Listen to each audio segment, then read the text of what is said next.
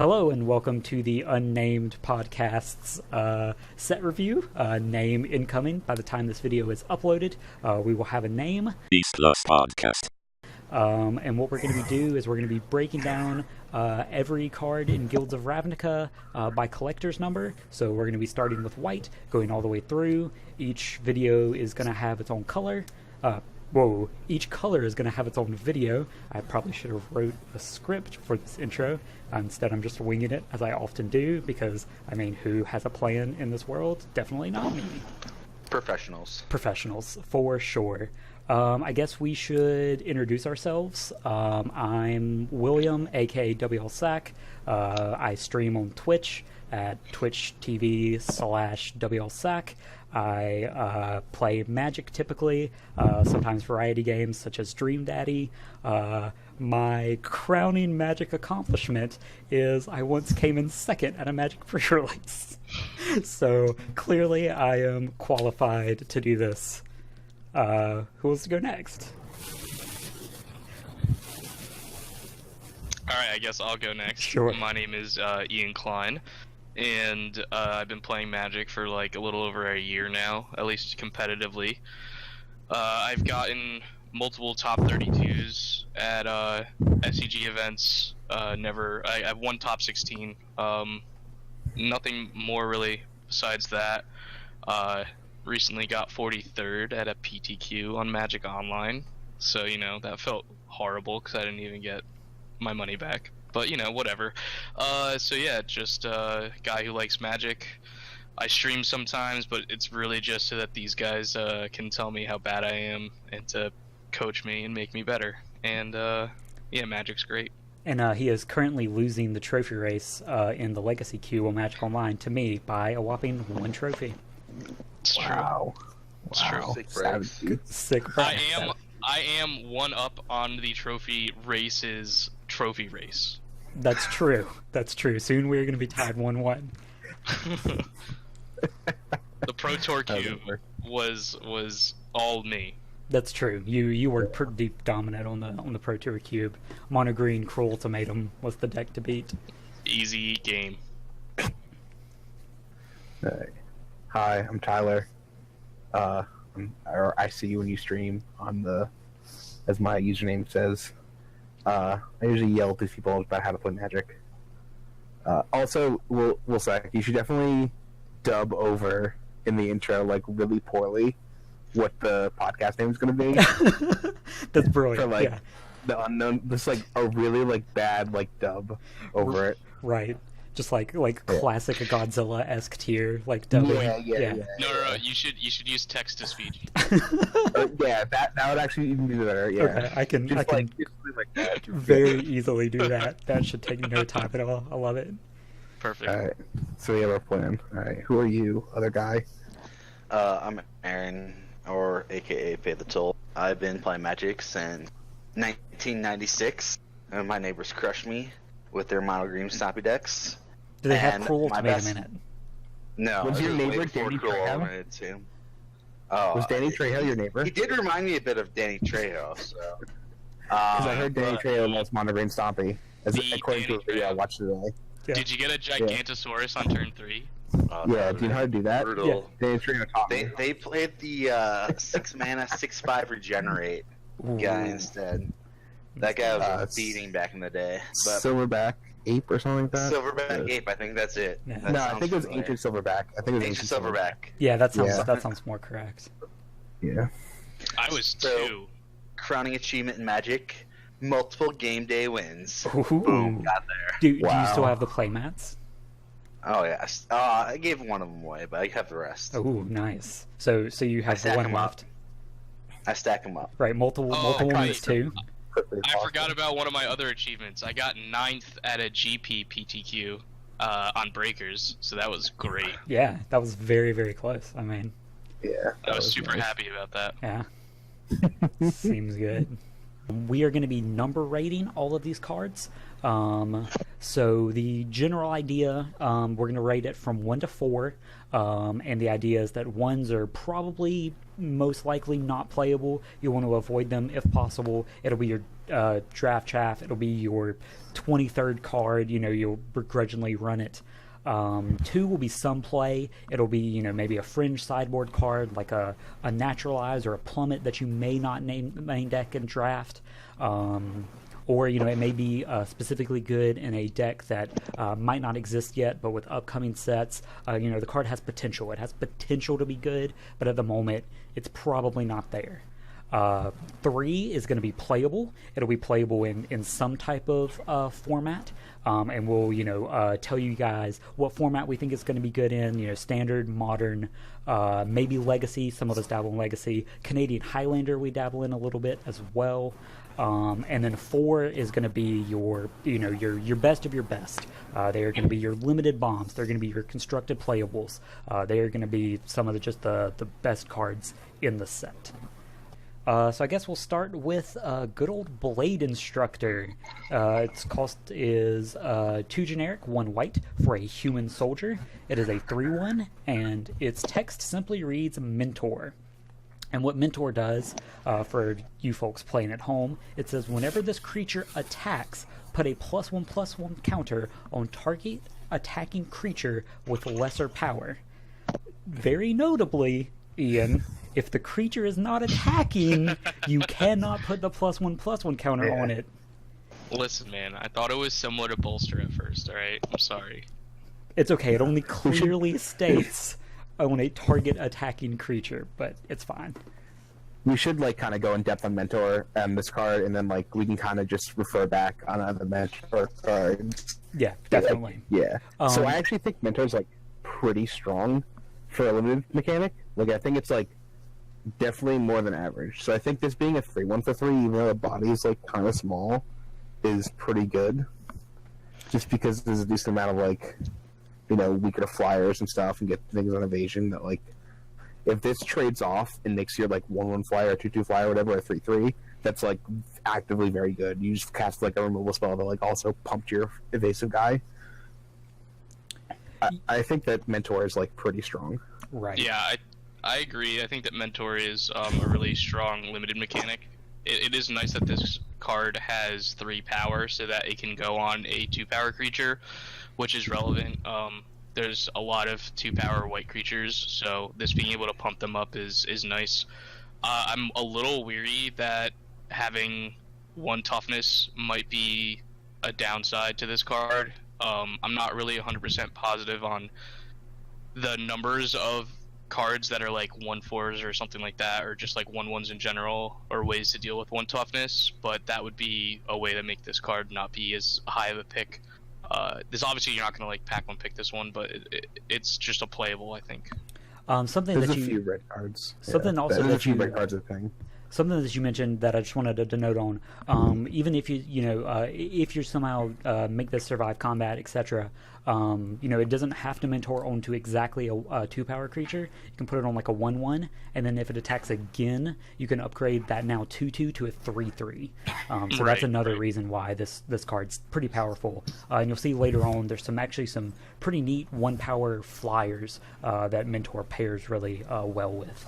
But yeah, I definitely agree. It's not first pickable. It is a common. I feel because there are decent amount of commons in this set. I feel you'll be able to table 1 or 2 of these, and if you're in a Mentor style deck, you could probably pick up the 1 to 2 that this deck would probably want.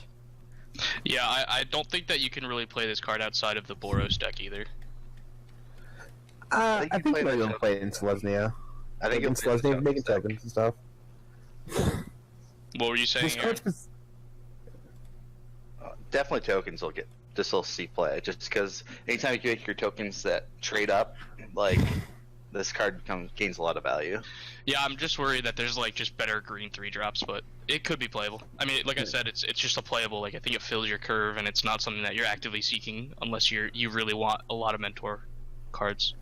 It also is weird. One of the things that mentor that I noticed is actually odd is that the more you mentor your creatures, the less effective mentor is. So there's eventually a cap on mentor, right?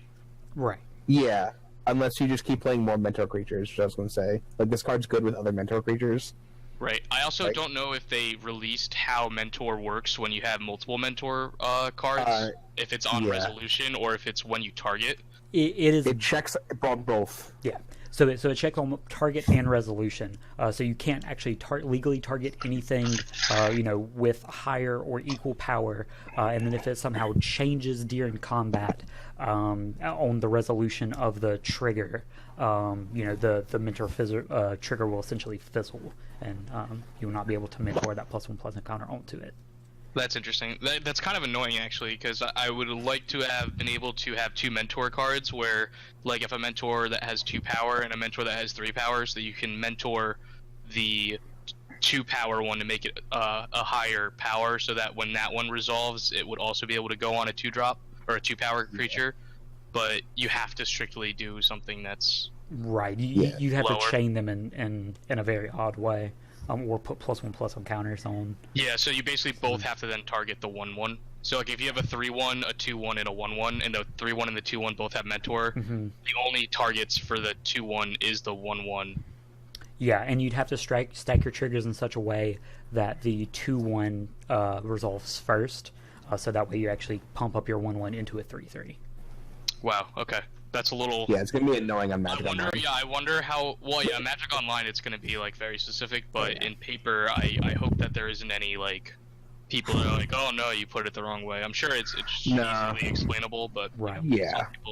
some people are F&M heroes. You never know. Right. No, you'll be fine. I'm pretty sure. Like in paper, these things are generally like if you're allowed to do it and you kind of are like general with it, you don't have to be super specific. Like a judge I doubt a judge will overturn a ruling if you're like mentor both of these onto my 1/1. I doubt that like someone goes like, oh, you didn't stack it correctly. You'd be like, oh, I didn't stack it. I just assumed. Like the judge would be like, yeah, it's assumed. That would also be how it works. Yeah. All right. So this card's like a slightly lower than a 2, I think, in limited, and I think in constructed it's also like probably slightly lower than 2, like a sideboard card, maybe. Okay. I've probably also got it there after hearing you guys' opinions on it. I think that it's a 3 in both limited and constructed. I think that this card has a lot of potential. I think that the fact that it has vigilance makes the activation of it super scary because it's never going to tap to attack. So being able to just always hold up destroying a legendary permanent, obviously creature, artifact, or enchantment, I think that's really powerful. I love that you can buy it back with a Johnny, but I also have like an insatiable love for a Johnny, so I might be biased towards that. It might be specifically a sideboard card, but I'm definitely going to try to main deck this card in some of the decks that I want to make. And I love playing this and then playing Tajik, or whatever his name is, because I think that they just paired really well together. Definitely. Aaron, you've got a number for us? 3 for both for me. I'm at a 2.5, I think, for limited, and I think it's a probably 2, maybe lower for constructed. I guess if there became legendary permanents that were artifacts, creatures, or enchantments in modern, humans could sideboard this, but that could be ways down the road. So yeah, I feel like humans just already has a better answer for it in like Reflector Mage, because they can just bounce your, well, again, it doesn't destroy artifacts or enchantments, but creatures, they can just bounce and then just swing and kill you. I don't think there's really any thing. Is there any legendary artifacts or enchantments that are really played in modern? No. Mox Opal? Well, sure. Yeah, Mox Opal is I don't think that's really like a card. Like I don't think you want your 2-drop destroying. Search for Kanta is starting to see more play.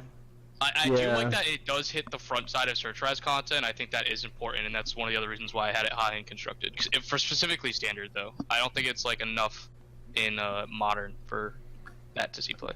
Another thing that should be mentioned is it has Vigilance, which is one of the keywords on Path to Metal, which like is an obvious Boros card going forward. Right. But like, there's a lot of cards that like go with Path to Metal in this set, and I think that like I don't know if this one makes the cut. Like there's a lot. But that is something that I think we should bring up is like these aggressively costed cards. If they go well with Path of Metal, it should be mentioned. Oh yeah, I definitely have on some of my notes. Some like, this is cool with Path of Metal, because I think that's going to be a good card. All right, ready to move on to the next card? Yeah. All right, Candlelight Vigil. 3 generic and a white for a enchantment aura, enchant creature. Enchanted creature gets +3/+2 and has vigilance. Limited. Vigilance for Path of Metal. Sure. Wow. Flip your Path of Metal. Get him. Yeah, you can get them that way. It's strictly for limited, to be honest. I don't see this having really any constructed applications whatsoever. Probably not super... stinks. Yeah, I don't even think it's playable in limited. I really don't like auras in limited unless they're just insane. I just opens you up for 2-for-1s. I don't think this is playable. You're gonna go to your pre-release and someone's gonna have that 6/6 hexproof guy and put this on it and just like kill you. Yeah, definitely. I mean, obviously, okay. Now I will. No, you can't. You have to pay 2 extra. You can't play non-creature. Oh yeah, sure.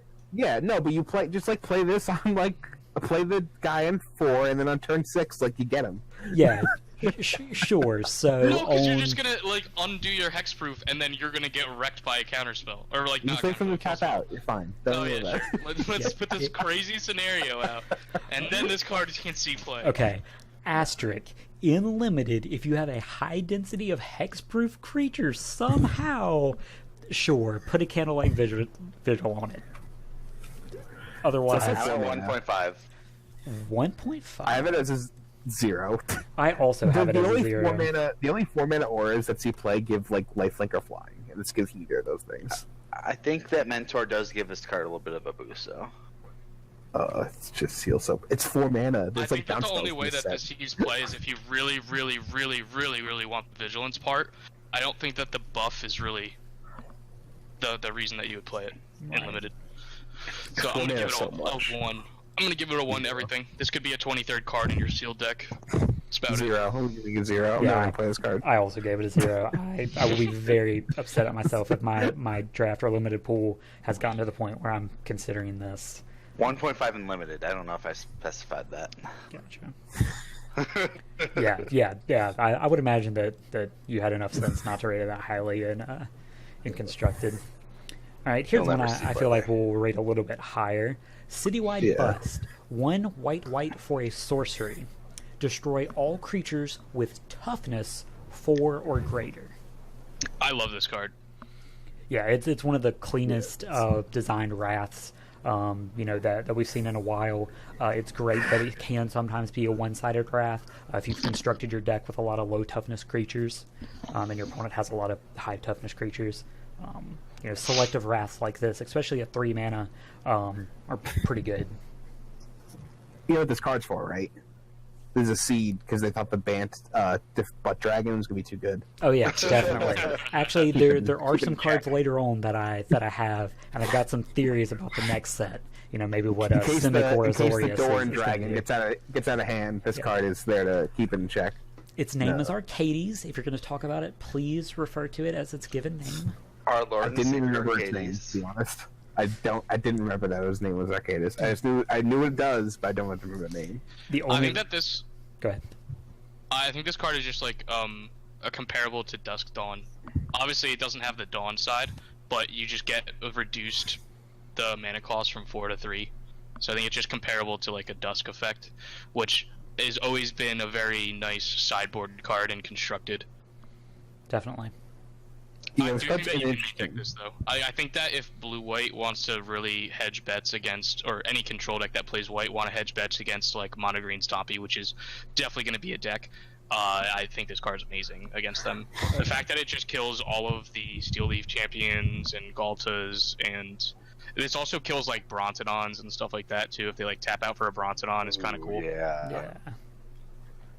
Going further is also kills things like Nicol Bolas, kills Aurelia, kills Golgari Finebroker. It kills the format looks. It's hard to say right now, but it looks like it's getting a little bigger. So this card yeah, I think 4 toughness is actually where a lot of the good creatures line up.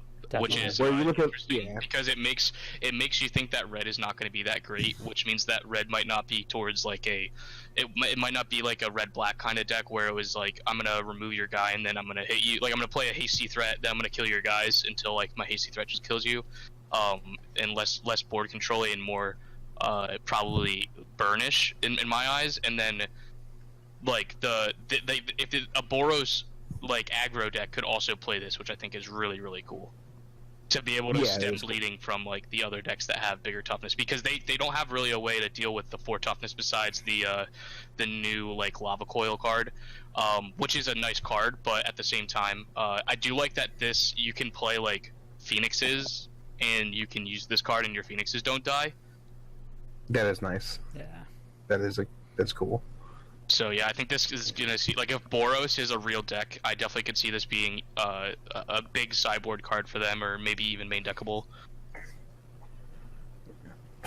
So I think this card's like good and constructed, right? And it's like probably a sideboard, probably most likely a sideboard card. The meta would have to kind of be a little extreme for you to start main decking this, or like you really want to hedge. But I think in general it could be like a decent sideboard card. I don't think I would play it in my sideboard like week 1, but like if week 1 I see like a bunch of Grain Stompy, right, and like a bunch of like It's just good against the Golgari decks though too. Yeah. I mean, unless the Golgari decks are strictly like the aristocrat style. Yeah, but in limited, I always am a fan of playing these cards in the main deck in limited if you have them. Yeah, I agree. Because you can always just slide them out after swing blanks. But yeah, exactly what Ian said. It's just they're very swingy. Like if you can ever set up a thing where you just kill 2 of their guys and like 2 of their biggest guys, and like you hold 2 of your big guys with this card because you know you have it and they don't because it's a rare. Like, well, it's pretty nuts with like the 3 ones, right? Like if you have a bunch of like 3 power dudes that like obviously they're gonna have low toughness. Like it's gonna be really nice in those decks. Yeah. The art's also I pretty think good. I would rate it like a 3.5 in limited and like almost a 3 in constructed. I think I'm just gonna lean towards a 3 in constructed because I could see that. I could see like a white control deck just main decking this. Yeah, that's pretty much where I am. Yeah, I'm gonna go like 2.5 for constructed because I think it's like more of a sideboard card. In limited, I also think it's kind of like a 2.5. I don't think I'm gonna first pick this card. Like I think that this card, I'm not gonna be excited to first pick this card. Because I think there are going to be matchups where it's not good, right? Like there are going to be draft decks that this like doesn't really kill anything, or maybe it kills like 1 or 2 things. So I'm not going to be like thrilled to first pick this. I will if I have to, but I'm not going to look forward to first picking this card. I've got it at 2.75 probably unlimited. Ooh. I feel like it's probably like 4th to 5th pick at the lowest, but you never first pick this probably. And in constructed, I think it's probably like a 2.5. I feel like it'll be sideboarded often, and if the format devolves to the point that it is a mono green stompy format, I feel like it could rise to a 3.5, at least a 3. So Yeah, definitely. Mm-hmm. Yeah, and like Tyler was saying, the art is clearly just awesome. Yeah, that's pretty good. Yeah, sweet art. And here It's also the... cool because it's the after of the next card. Yeah, that's what I was about to say. So if we go down to the next card, Color the Culprit, it is that same character. So Color the Culprit is 3 and a white for an instant, and it just says, and it's a common, destroy target creature with toughness 4 or greater. It's strictly worse than the card that we saw beforehand. Sure. No, I'm kidding. I'm kidding. I think this is a limited card through and through. We name dropped a couple of cards that we're going to be talking about later that are going to be, kind of board stally creatures, high toughness, lower power, and this card just is a very clean answer to 2 types of cards like that in limited. Yeah, this card. Smite the Monstrous Power. Power, yep. Is it 3 mana though? No, it's 4 mana. Yeah. So this is just like flipped Smite the Monstrous, right? Right. Yeah. It just cares about the other half of the power toughness box. Okay. I mean, I think that this is like an easy 3 in limited. I think it's just like I if there's nothing good in the pack, and this is like the best removal spell, like I'm gonna take this. Yeah. It's I a think that way this to card's go into white and to deal with some of the green cards that you might have trouble with in draft and limited or in sealed. Yeah. I So think this kind of card's worse than Smite the Monstrous, actually. I think there's a lot more high power creatures than high toughness creatures. Like there's a lot more like 4/2s than there are 2/4s, and like 4/2s are generally like better than 2/4s.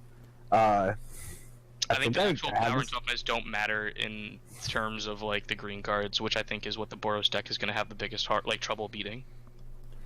Yeah, I don't know. I think you're kind of good against them because you just like play one thing, right, and they get to like if they have any removal spell.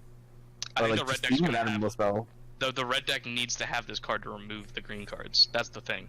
Like they have a hard time, I think, removing them, and then if they just like play a 3/4, like playing a Fine Broker is pretty nuts. Also, just playing like any of the 4 toughness cards that are in green, I feel like is pretty good against them. Yeah, but this is also a card that doesn't do anything, kind of rots in your hand in Boros sometimes, which is like, I think this card's like similar, like power level to Citywide Bust, the card we talked about previously. Mm-hmm. It's like better in some ways because like you can play out your 4 toughness guys, just like kill theirs Right. and attack with the bigger guys. But it's worse because it's like less like high impact swingy. So I'm gonna rate it around the same of like around like a 2.5. Yeah, that's kind of also where I had it as 2.5. It's really great in a sideboard if your opponent just plays something with 4 toughness or higher that you just can't deal with. And 4 mana for a kill spell is pretty decent for limited. It's great for limited. Yeah. Yeah, I'll there disagree you with that.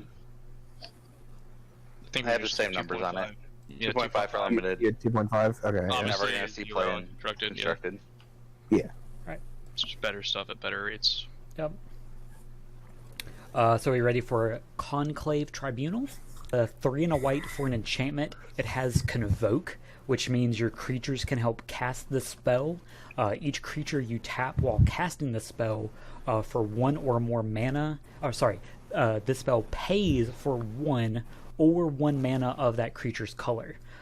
So if you are completely tapped out and you have 3 random creatures and a white creature, you can just tap all 4 of those creatures and play this card, and the effect is when Conclave Tribunal enters the battlefield, exile target non-land permanent and opponent controls until Conclave Tribunal leaves the battlefield. Also, just for clarification, you don't have to pay with 4 creatures. You can mix it up. You can, tap 2 lands, mana producers, and 2 creatures, and you guys can extrapolate from there. Yeah. Yep. So this is the first Convoke card, right? We've seen. Yeah, we should do a little deep dive in Convoke, I think. Yeah. So Convoke is a cost-reducing mechanic. As much as you need resources to pay for the mana, because you need creatures and lands, it does. You can pay less actual. You can tap less actual lands for a spell cost. So anytime there's a cost reducer, it's obviously good. It helps you double Convoke is spell. good. Yes, exactly. It helps, and this card's also just this effect. If it didn't have Convoke on it, it would be a 3, maybe even a 3.5. And I think with Convoke, it's I'm gonna first pick this card a lot. Oh yeah, me too. Unless it's a bomb, this card's a first pick and limited. But I want to talk about it in constructed more because I think this card's a big. I hit do in want to constructed also as note well. that it's an uncommon for limited, which means that you can have multiple of these in your deck easily, Yeah. which is pretty Kinda nutty. gross. This is a reason to draft white, I think. Or even a Like reason you said, to I would- splash white. Oh yeah. Yeah, even a splash white. I agree, but Yeah, I mean, this card is very I think that you splashable. would easily first pick this card though too. Easy first pick. Yeah. Yeah. Just But for in clarification, do hybrid mana count as white and red? Yes. Yes. Yes. Okay. If the kitchen thinks it's hybrid green white, it can tap for green or white. Yeah, for so you would Convoke. be able to get the Convoke, white yeah. pip with that, which I also Yeah. think is another really cool part of Convoke, is that you Yes. don't need the actual mana cost, Mhm. or the mana type. Yeah, you don't need the planes in play to cast this technically. Yeah. Yeah, and another thing that's interesting, and Ian touched on it a little bit, but because Convoke hasn't been in standard for quite a while, I just want to touch on this. Your creatures can be summoning sick and still, help pay the Convoke cost. Even though they are kind of helping you cheat on mana, it doesn't straight up turn them into like a mana dork, like a Llanowar elf. So like Ian was saying, you can double spell, so you can cast your 2/2 for 2, and then use that 2 for 2 that you just played to help play the Conclave Tribunal. Yeah, this is one of the big Convoke players in the set for Constructed as well. And we're gonna talk about Amara later on, as like one of the big payoffs for Convoke in Constructed. But yeah, this is just like on turn like 3 or whatever. If you just like play a card that gives you like 2 guys and you have 2 guys already, you can just tap all 4 to get rid of like their 3-drop, and then like you've cleared their board and like filled your board on like an early turn of the game. Right. And I think it's kind of what like these green white aggro decks are going to want to be doing. Yeah, I also would like to note that it's really good with vigilant creatures too. So all of the vigilant knights can attack, and then post combat you can use this enchantment to like get rid of something. So you can like attack face with a bunch of vigilant dudes, and then like post combat in your second main tap them to convoke this and like get rid of some enchantment or artifact that's like just annoying.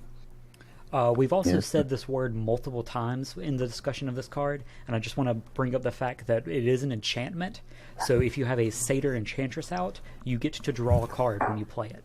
Yeah. So, which me and William love. Love the Enchantress green-white card. We're definitely going to try to make that work in Standard. It can also help tap for this. That's true. It can. Yeah. It can. Yeah. It's actually kind of cool because you can, if you have enough creatures out, you can play the Enchantress and then like convoke and play this card. So it's actually, it can be a 0-cost enchantment in order to draw a card that turn that you play the Enchantress, so that you're like getting some value, which I think is actually super important for that kind of deck, because we didn't have any way to like play it on 3 and then also have enough stuff to be able to, or like there was no way to like play the Enchantress on 3 and draw a card with an enchantment. Right. So that's kind of cool. And this I just want the record to show I'm not as enthusiastic about the Enchantress, but I do like it. Yeah, so I don't know if the Enchantress is necessarily good or great, but it's a pet card of Ian and I's, and we're going to try to make it work as long if as it it is in the consistently standard. draws 3 cards, it can't be that bad, right? Right, yeah. Dude, it's just Ancestral Recall. Right. It's just a 3-mana Ancestral Recall. I mean, how can you beat that? With this card and Amara. Sure. So when you tap Amara to convoke this, you don't immediately get the next card, right? So you can't like convoke Amara and then get the guy and then convoke that. No. Tapping is paying the cost to even put it on the stack. So what it is you're declaring that you're casting it. You tap all the creatures, and then the Amara trigger would go on the stack. So after the Conclave Tribunal card goes on the stack, then the Amara trigger would actually go on the stack. You would get the 1/1 before you would exile whatever you're exiling with this card. Yeah, you get the 1/1 before Conclave Travel comes in. Right. We can talk more about it.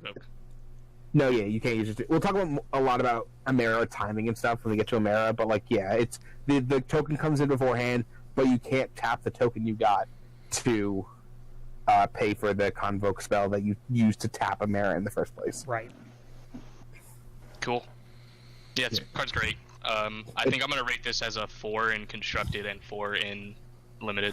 That is exactly where I had it on my notes. This is for sure as high as you can rate it in Limited, and like it looks like a card that's going to be like a staple in Standard as well. Like these O-ring effects like cast out and stuff are always staples, and it seems with the latest line. Yeah, I mean it does fight with like Ixalan's Binding, but I think that Ixalan's Binding is actually more of a sideboard card, and this is more of a main deck card. If that's relevant. Yeah, this card's much better in like main decks than Ixalan's Binding. Right.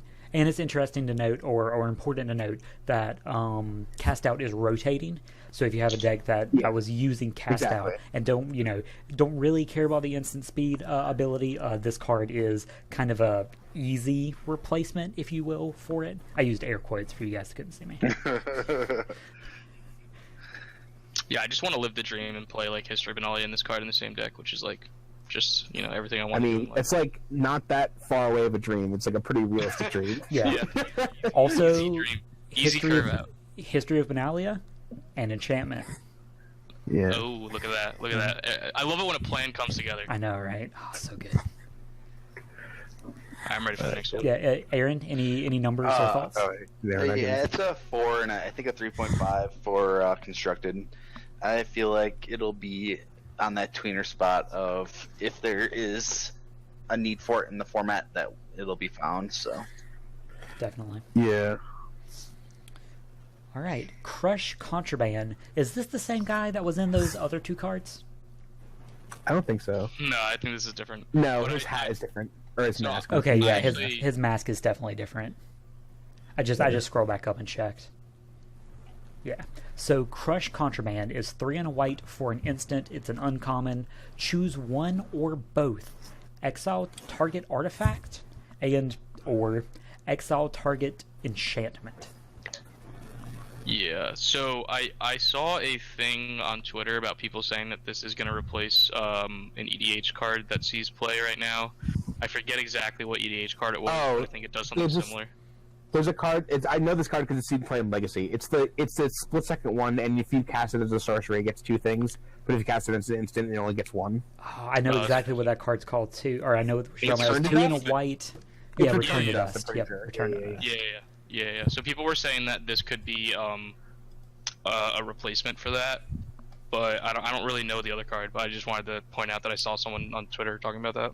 Yeah, the good thing Yeah. about Return to Dust is that it could hit 2 artifacts. Or Right. So 2... this only hits artifact and enchantment. Right. You can't hit 2 artifacts. Right. That's definitely relevant. Return to Dust also at split second. Yeah, so Yeah, it it's essentially important. couldn't be countered. Well, like other things too, like. I do think yeah, this yeah, card. could This be card. responded to. Yeah. I think that this card is like a 2.5 in limited, where like I think it's like a sideboard card in limited, but there is a Yeah. chance that you can main deck it. I don't know if like there's gonna be like an enchantment or artifact. There's definitely not a lot of artifacts in this set, but there's a good There's amount of not. enchantments. So There's- I think there's it's not that more of a many. sideboard card. So maybe just a 2 then, and then in constructed, I also think that this is a 2. I don't think that it's a sideboard card yet, but I do think that if in the future we see more artifacts and enchantments, that being able to blow up 2 of them or 1 of each could be relevant. Right. But there was a lot of artifacts that just got rotated out, so that's why I don't think that it's going to be specifically in the sideboard now, but it could be in the future. Definitely. So, yeah, for limited, this card's strictly a sideboard card. Like, there's not that many enchantments. There's a few. There's like definitely more enchantments than there are artifacts. But yeah, it's strictly a sideboard card. In constructed, I was going to say that like, oh, you'd never play like this card over Invoke the Divine, but it does exile, which is kind of interesting. Right, because we just lost the Like- cycling one from Amonkhet. Yeah, we just lost Forsake the Worldly, and I think Invoke the Divine's the best naturalized in white right now. I think. Yeah. There's like I know there's like Demystify, and if you're like in green white, well, if you're in green, you just have a million answers. But Yeah. We I don't lost know. the best 4 one, mana seems like a Fragmentize. lot. That one's rotating, yeah. Yeah. Yeah, we just 4 lost mana is a lot, but it is an instant. I know there's a couple that are like sorceries. I think that this card will only maybe see play if like exile becomes very relevant. Yeah, Like, like I- some of the I- scrap heap scouter type effect. where you Yeah, but wanna not even exile it. that, because like I think at that point, like if it's a creature, if you can answer it some other way, like I'd rather answer some. This is 4 mana. It's so much. Yeah, Like, no, I agree. I need something really specific to play this card in constructed. But like it is an exile effect, so I'll keep in mind as an exile effect. But I'll probably just play Invoke the Divine. I do want to say though that this gets really good if control decks, like blue control decks, end up playing like Searcher's Kanta and Guild of Lotus. Gilded Lotus. Yeah, like I think being Yeah. able to hit a Searcher's Kanta and a Gilded Lotus is a reason to play this card. But that would just we have to wait and see how the constructed format turns out for us to really evaluate this at a better level. I also have a hard time believing that someone's going to cast a Guild of Lotus before they flip their Searcher's Contract. That's fair.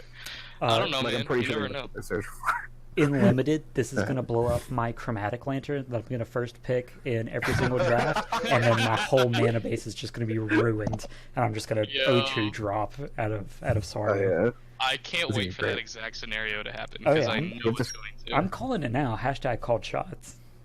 Oh yeah. Shakal. I think this will be Get a it. 3 unlimited because I think that just the versatility of it will allow it to be played in the main deck as like a 23rd, 22nd card.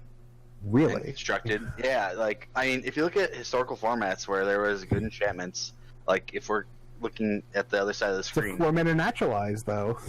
but the versatility of it is just what allows it to be able to be played. Like I fact- agree. Yeah. I've never main decked a naturalize, I don't think. It is also really cool Well, that I haven't Kaladesh, but like... I did in whatchamacallit, in Dominaria. I did, because there's a lot of enchantments in Dominaria.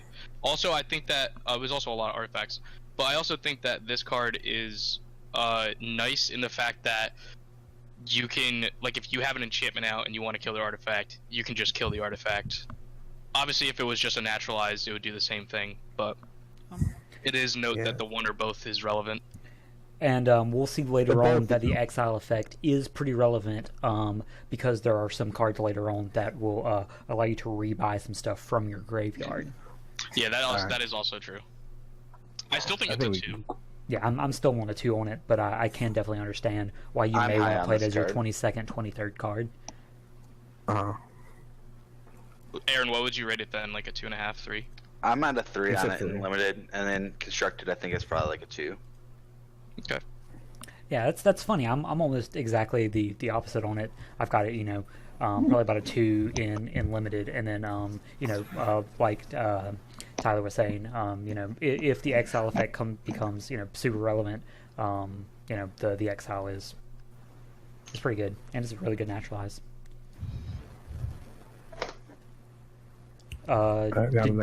Did you have a number for it, Tyler, or did I miss that part? Whenever a sideboard card is. Okay, gotcha. 2. Yeah, It was 2. Yep. Yeah, That's fine. it's just a sideboard card. Yep. So here is Dawn of Hope. It is 1 and a white, and it's an enchantment. It's a rare. Whenever you gain life, you may pay 2. If you do, draw a card. It also has an activated ability of 3 and a white to create a 1/1 white soldier creature token with lifelink. All right, I want to start this off with this card. I just want to mention 4 words: Mastery of the Unseen.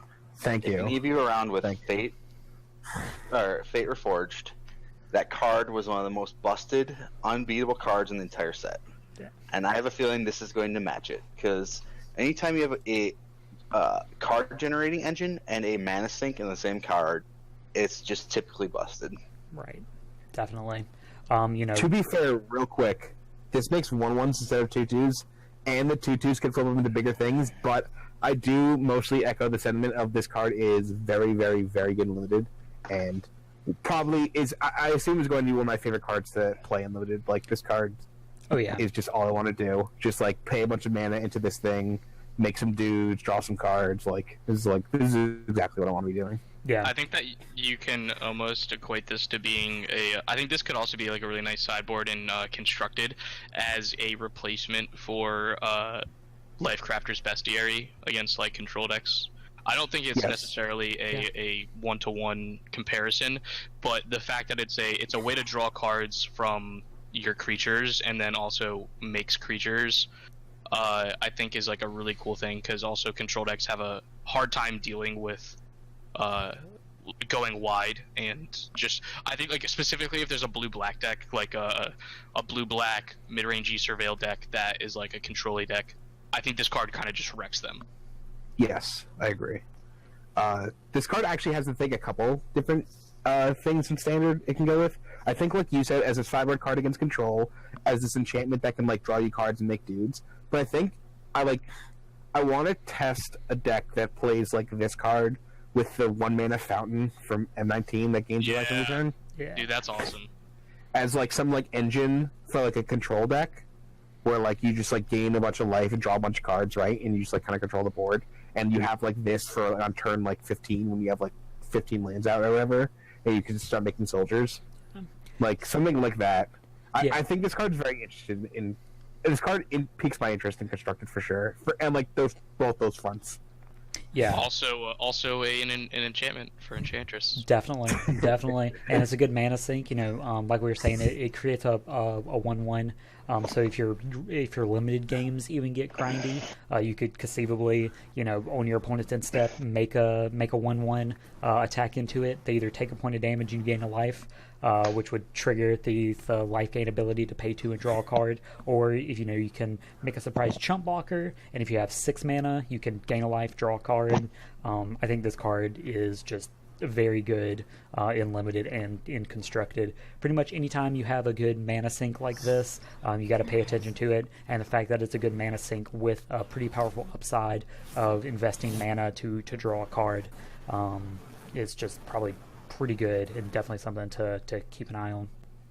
I would like to just point out that I think this card is really really good with Legion's Landing. So you can like play Legion's Landing into this, and then like the following turn you're gonna be able to draw a card right away with your 1/1 that you attacked with. It also just has a very similar activated mana ability that is similar to the flip side of Legion's Landing, so you can have like multiple of those effects going on. So yeah, I think this card is easily a first pickable like 4 in limited, and then in constructed I would probably say it's like a 2.5, 3. It could just be a straight sideboard card, but it could be main deckable in the right kind of deck, but you have to build around it. Yeah, I had it at like a 3.5. I'm gonna be right back, sorry. No, you're fine. I had it at a 3.5 for similar reasons. I think it is first pickable. It really just depends on how the format, both limited and constructed, shape up. If Chain Whirler is still a dominating force, spending 4 mana to make a 1/1, and then you just like die to aggro on turn 5 or 6. That's just going to feel bad. So it really depends on if Chain Whirler is still the menace to beat. I think if you play this card in the main deck, you're a control deck that's like just a life gain control deck. So I think you should be good against the red decks, theoretically. Yeah. But I think it's mostly a cyber card. Yeah. I have this as high as you can go in limited, so like a 4 is probably as high as we can go in limited, right? So I'll have it a 4. And I have it as like a want to be. This card in constructed, I think, is like, again, it could be just a cyber card, like we said. It could be like that main deck. If like there's a life gain control deck, maybe. But I could very easily see this card like never seeing the light of day in standard. It would not shock me. It is interesting though. It's also, I think most likely it eventually becomes a cyber card in like creature decks for control decks, but it's interesting as to how it, like what applications it can be used in like a main deck, maybe, possibly. Right. This card is beyond busting standard. Whatever I could go the highest ever, and like Masculine Scene was literally unbeatable. I've never seen anyone beat that in limited during the Fate Reforged, either set. And the constructed playability, I'm probably at like 2. I have a feeling if it gets played, it'll be in the sideboard. So yeah, most likely, I agree. It definitely has a lot of interesting. Welcome back. It definitely has a lot of very interesting applications. Also amazing art. Oh yeah, the art's very good. Yeah, art's quite good. Yeah. All right, Demotion, a single white for an enchantment aura, and it says enchant creature. Enchanted creature can't block, and its activated abilities can't be activated. Notably, this does not include the text "can't attack," so it's not just straight up pacifism.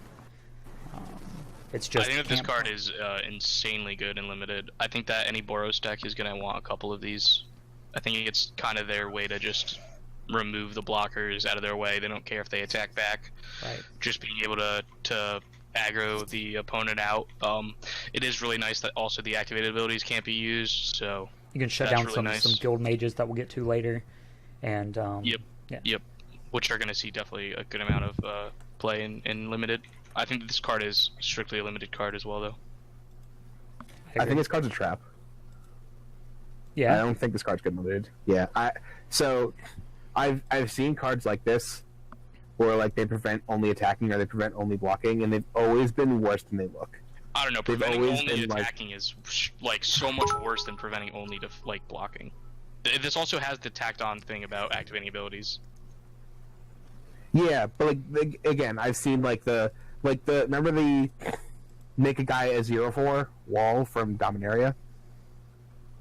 Yes. Yes. The it's suspicious like bookcase.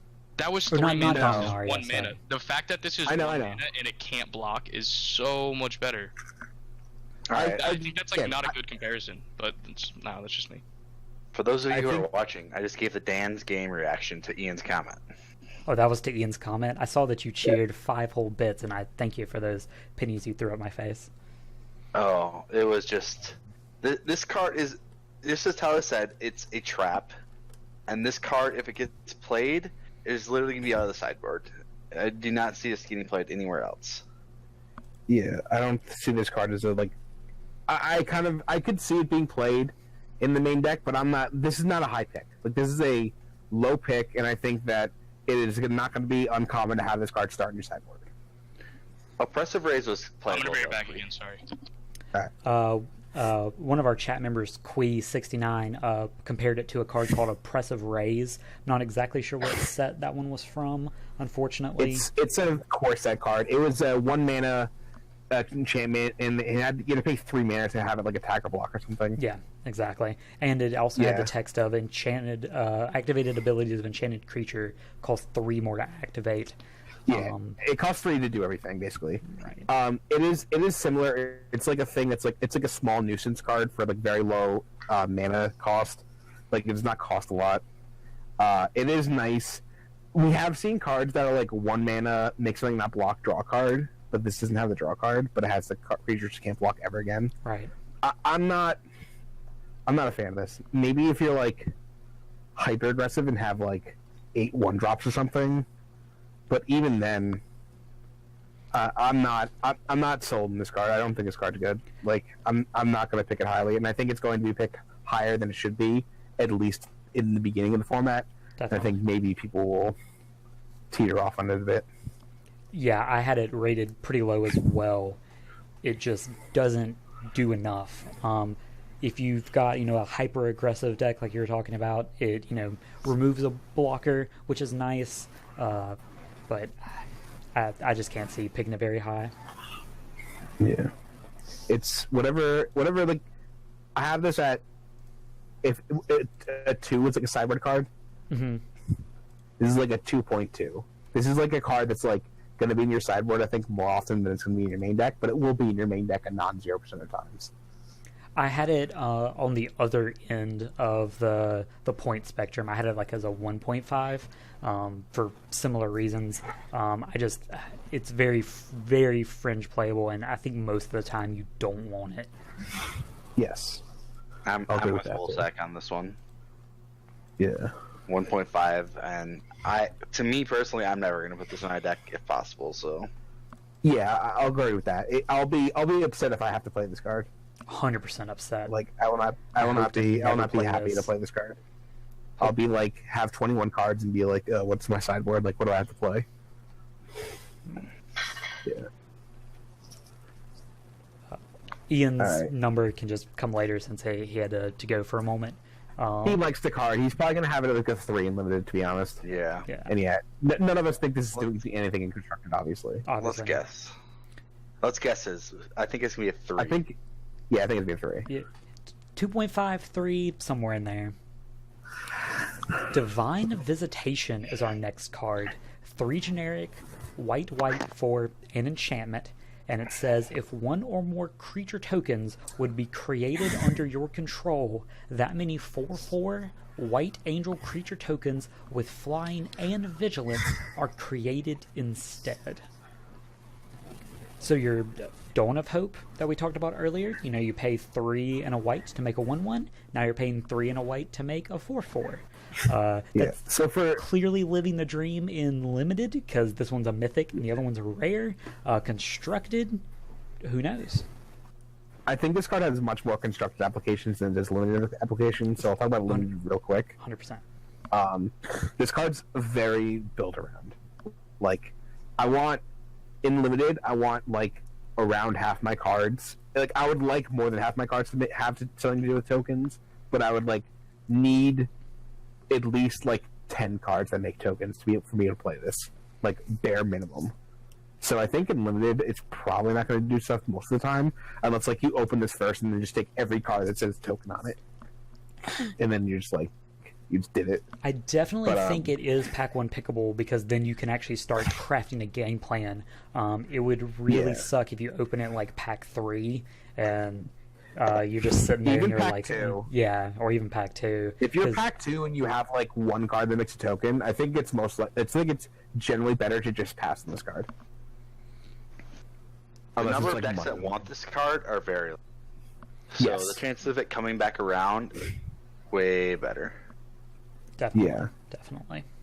But I feel like if you're pick 1, pack 1, you're gonna definitely build around this card. But I don't Well, it see seems it like a being blast better to than come a around. 2.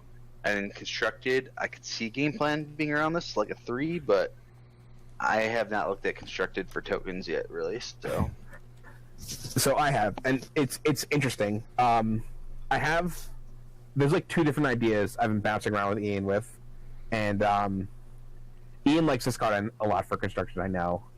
I am, I think, slightly lower on it than he is, but it's still there's a lot of good cards, especially in white, that are token makers that you would play anyway. Like cards like this card with Legion's Landing is obviously nuts, right? Legion's Landing just becomes like 3 and a land that makes angels every turn. So it's great with Legion's Landing. It's great with History Benalia. I think your History Benalias later become just make 2 4/4s. And the new X, like, Secure the Waste card that we're going to get to later. Oh, yeah. The chat brings up an interesting point. Somebody asked if it was pack 1 pickable, and we did answer that. Brings up, it's probably not correct to pack 1 pick 1, but it's a good meme. So if you were at a high level event, would you pack 1 pick 1 this? Or like you were saying, you said it was a blast to build around. Clearly, it's going to be fun to build around this, but is that going to win you multiple rounds in your draft? If I'm at like a pro draft or like a top 8 like GP draft or something, and I'm like just like the only thing that matters is winning and like nothing else matters. If this is my pack, I most likely will not take it, but I will not be adverse to not take it or to take it. I will not like be like, oh, I absolutely won't take this card first. I'll look at the pack. I'll take like we talked about Conclave Tribunal, the Oblivion Ring, the exile thing for with Convoke. I'll take that card over this. But if there's no card in the pack that's like a premium removal spell or a premium threat that's like a very good uncommon, I'll probably take this. Yeah, I definitely agree with that. I think we're on the same page on that one. Yeah. Constructed. The thing with Constructed though is like, if this is in play and you untap, you don't need to make that many angels to kill them very fast. Definitely not. Like, it's not hard, but it is 5 mana and it does nothing when it enters, and it's just a big dumb enchantment, and these kind of decks that are built around it are usually very susceptible to sideboard hate. For sure. I know I talked with Ian about, he's talking about a list that like it's just like a regular green white aggro deck, because like there are like the green white aggro decks want to play some number of tokens anyway, and you can just maybe play this card as a 2 of as a value spot. I don't love that idea because it's 5 mana and it doesn't do anything in your value deck. But like if you're playing a Mara anyway, if you're playing History Benalia anyway, and if you're playing like the new Secure the Waste anyway, like if you're going to be playing those cards regardless, there is some merit to maybe playing like one of these or maybe 2 of these as just a like getcha card. And as we continue looking, we'll have to be on the lookout for cards that make tokens, maybe with Convoke, so you're able to play this turn 5, and maybe free spell like we talked about earlier, the Divine Votation, or the cards that make a token. I'm not sure if there are any Convoke token makers. I think there's like one that I saw in green, maybe. Well, the Secure the Waste has Convoke, I know, but that's another mythic. Yeah, that's another mythic. About, I think there's a green uncommon. I don't know. I'll have to look back when we get there and see. For some reason, I thought there was something that made some green and white knight tokens. But again, we'll have to look and see when we get. I know there's like a green. split card. I don't think that has Convoke though. There's like a couple cards that make tokens. I don't know how many. Definitely. There's no Triplicate Spirits, which is the card I was looking at for. Right. Okay. Yeah. Don't know when Ian's going to be back, so we'll just We can just keep going with Adam. yeah, we'll just Screw keep him. going, right? 3-man podcasts are way better, anyways. For sure. true. Just get rid of Ian. Flight of the Equinox? There's no the. You added a the. Oh. I mean, Flight it of sounds Equinox. it sounds better Flight of the Equinox, like a Flight of the Concords kind of deal. You're not wrong. Yeah, I'm it just sounds way better as like- Flight of the Equinox. But no, it's just Flight of Equinox. Oh yeah, probably equestrian. All right, yeah, it's an It's got 8-mana Convoke. 4/5 with Convoke. Which we've gotten into already. It has flying. It's a 4/5 and it costs 7 and a white. So 8 mana on the surface for a 4/5 flyer. If you have creatures, they can help pay for it. Yeah. So this card is big. It's 4/5 flyer is big. It's a dragon. Like, it's quite large. If you cast this, it will most likely dominate the board unless there's some like bomb rare or something. I think a good way to look at Convoke is if you are a dedicated Convoke deck. Like, this is for limited. This card's not going to seek playing constructed. Correct. Like, this is pure limited card. If you are like a green-white Selesnya like tokens deck, you're doing Selesnya mechanics, you have Convoke. I think that you can be able to assume you have 3 creatures anytime. So I think in that deck, this card will cost like 5 mana, which is great. Like, very good. Definitely. This card costs 5 mana. 5 mana for a 4/5 flyer. Very good. I think in other decks that are maybe not as good, I think around the time when you were casting this, I think it's reasonably up to, but like maybe 2, maybe 1 creature. That's where it's iffy, because then it becomes cost like 6 or 7, which at 6 mana, this is also fine. At 7 mana, it starts to push it. And if you have no creatures, this being 8 mana, like, is just It's atrocious. way too much. It's not something you want. But But if I you can think make it that in cheap, Selesnya, you should be able to have 3 creatures out if you're the Convoke deck. And I think if you have 3 creatures out, this card costing 5 mana is actively very good. Like, this card I think is a high pick. oh yeah, It's a build around, kind of, but like it's a build around in the like guild mechanic, so it's not a hard build around. It definitely leads you in a direction. I'll have it at like probably a 3 point something, like 3.5 in limited. It's not a bomb, but it's like it's a good uncommon in limited. I had it At the as worst. a 3, very similar reasons. At the worst case, this is a playable 8-drop. At the best case, this is a very playable 4 or 5-drop. I feel like this is going to be played 100% of the time. Definitely. Oh yeah, Definitely probably top 7 picks. If it's not picked in the first round, I feel like something's gone terribly wrong with the draft. But I'd say it's a 3. It's always going to get played and never get played in constructed. again to note, very splashable. Oh yeah, yeah, which it's is, very like, special. Important in the in the format where every pack's going to have a guild gate. definitely. Yeah. How many white aligned guilds are in this one? I'm trying to remember. Is there 2. There's 2 of each. Okay, there's 2 of each. That's what I There's thought. 2 of each color. Yep. Yeah, everything's balanced and even. Right. It's not all allied and all enemy. Thanos There's like a based. mix. Yeah, it's mixed allied and enemy colors, but there's 2 of each color. Definitely. Because white is Boros and Selesnya. Right. But like you could be, like this card seems good in Izzet deck. Yeah. Like if you just have like a couple like Boros guild gates and like maybe like a Boros like the artifact that taps your mana, Yeah. right? The And you're, non-clue stones, it's the like super clue red stones. deck with like walls and like bounce spells and stuff, and you just like slam this card on turn like 5, and then you just have like different like tap and bounce and tempo cards, and you're just hitting with the 4/5. Seems like very realistic.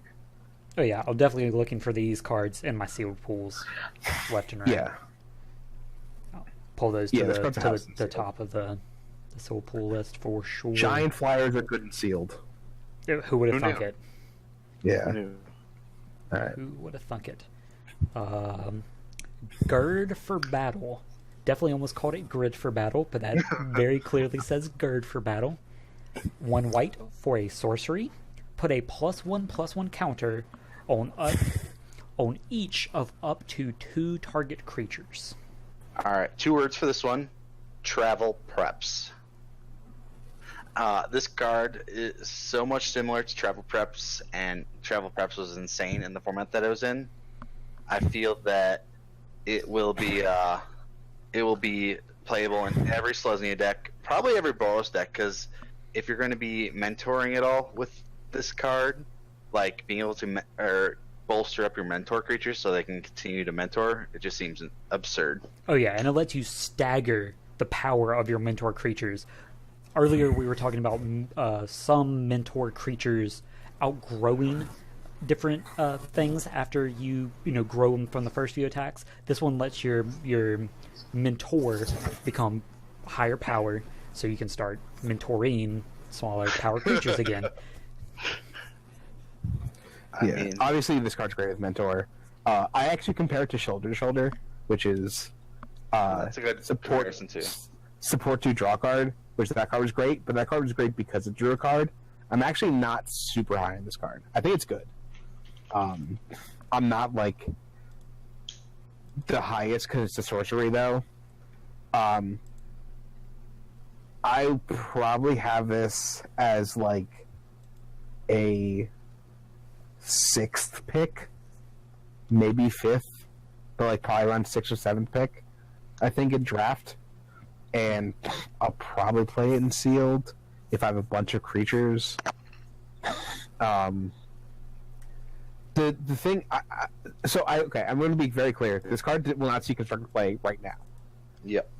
But right now, going forward, if there's a like +1/+1 counter theme that's like hyper aggressive or something, this is a 1 mana card that puts 2 counters on things. So if there's like some counter doubler and something that really cares about counters, with the mana being very good going forward, I could this card will be on my radar when hear me out here.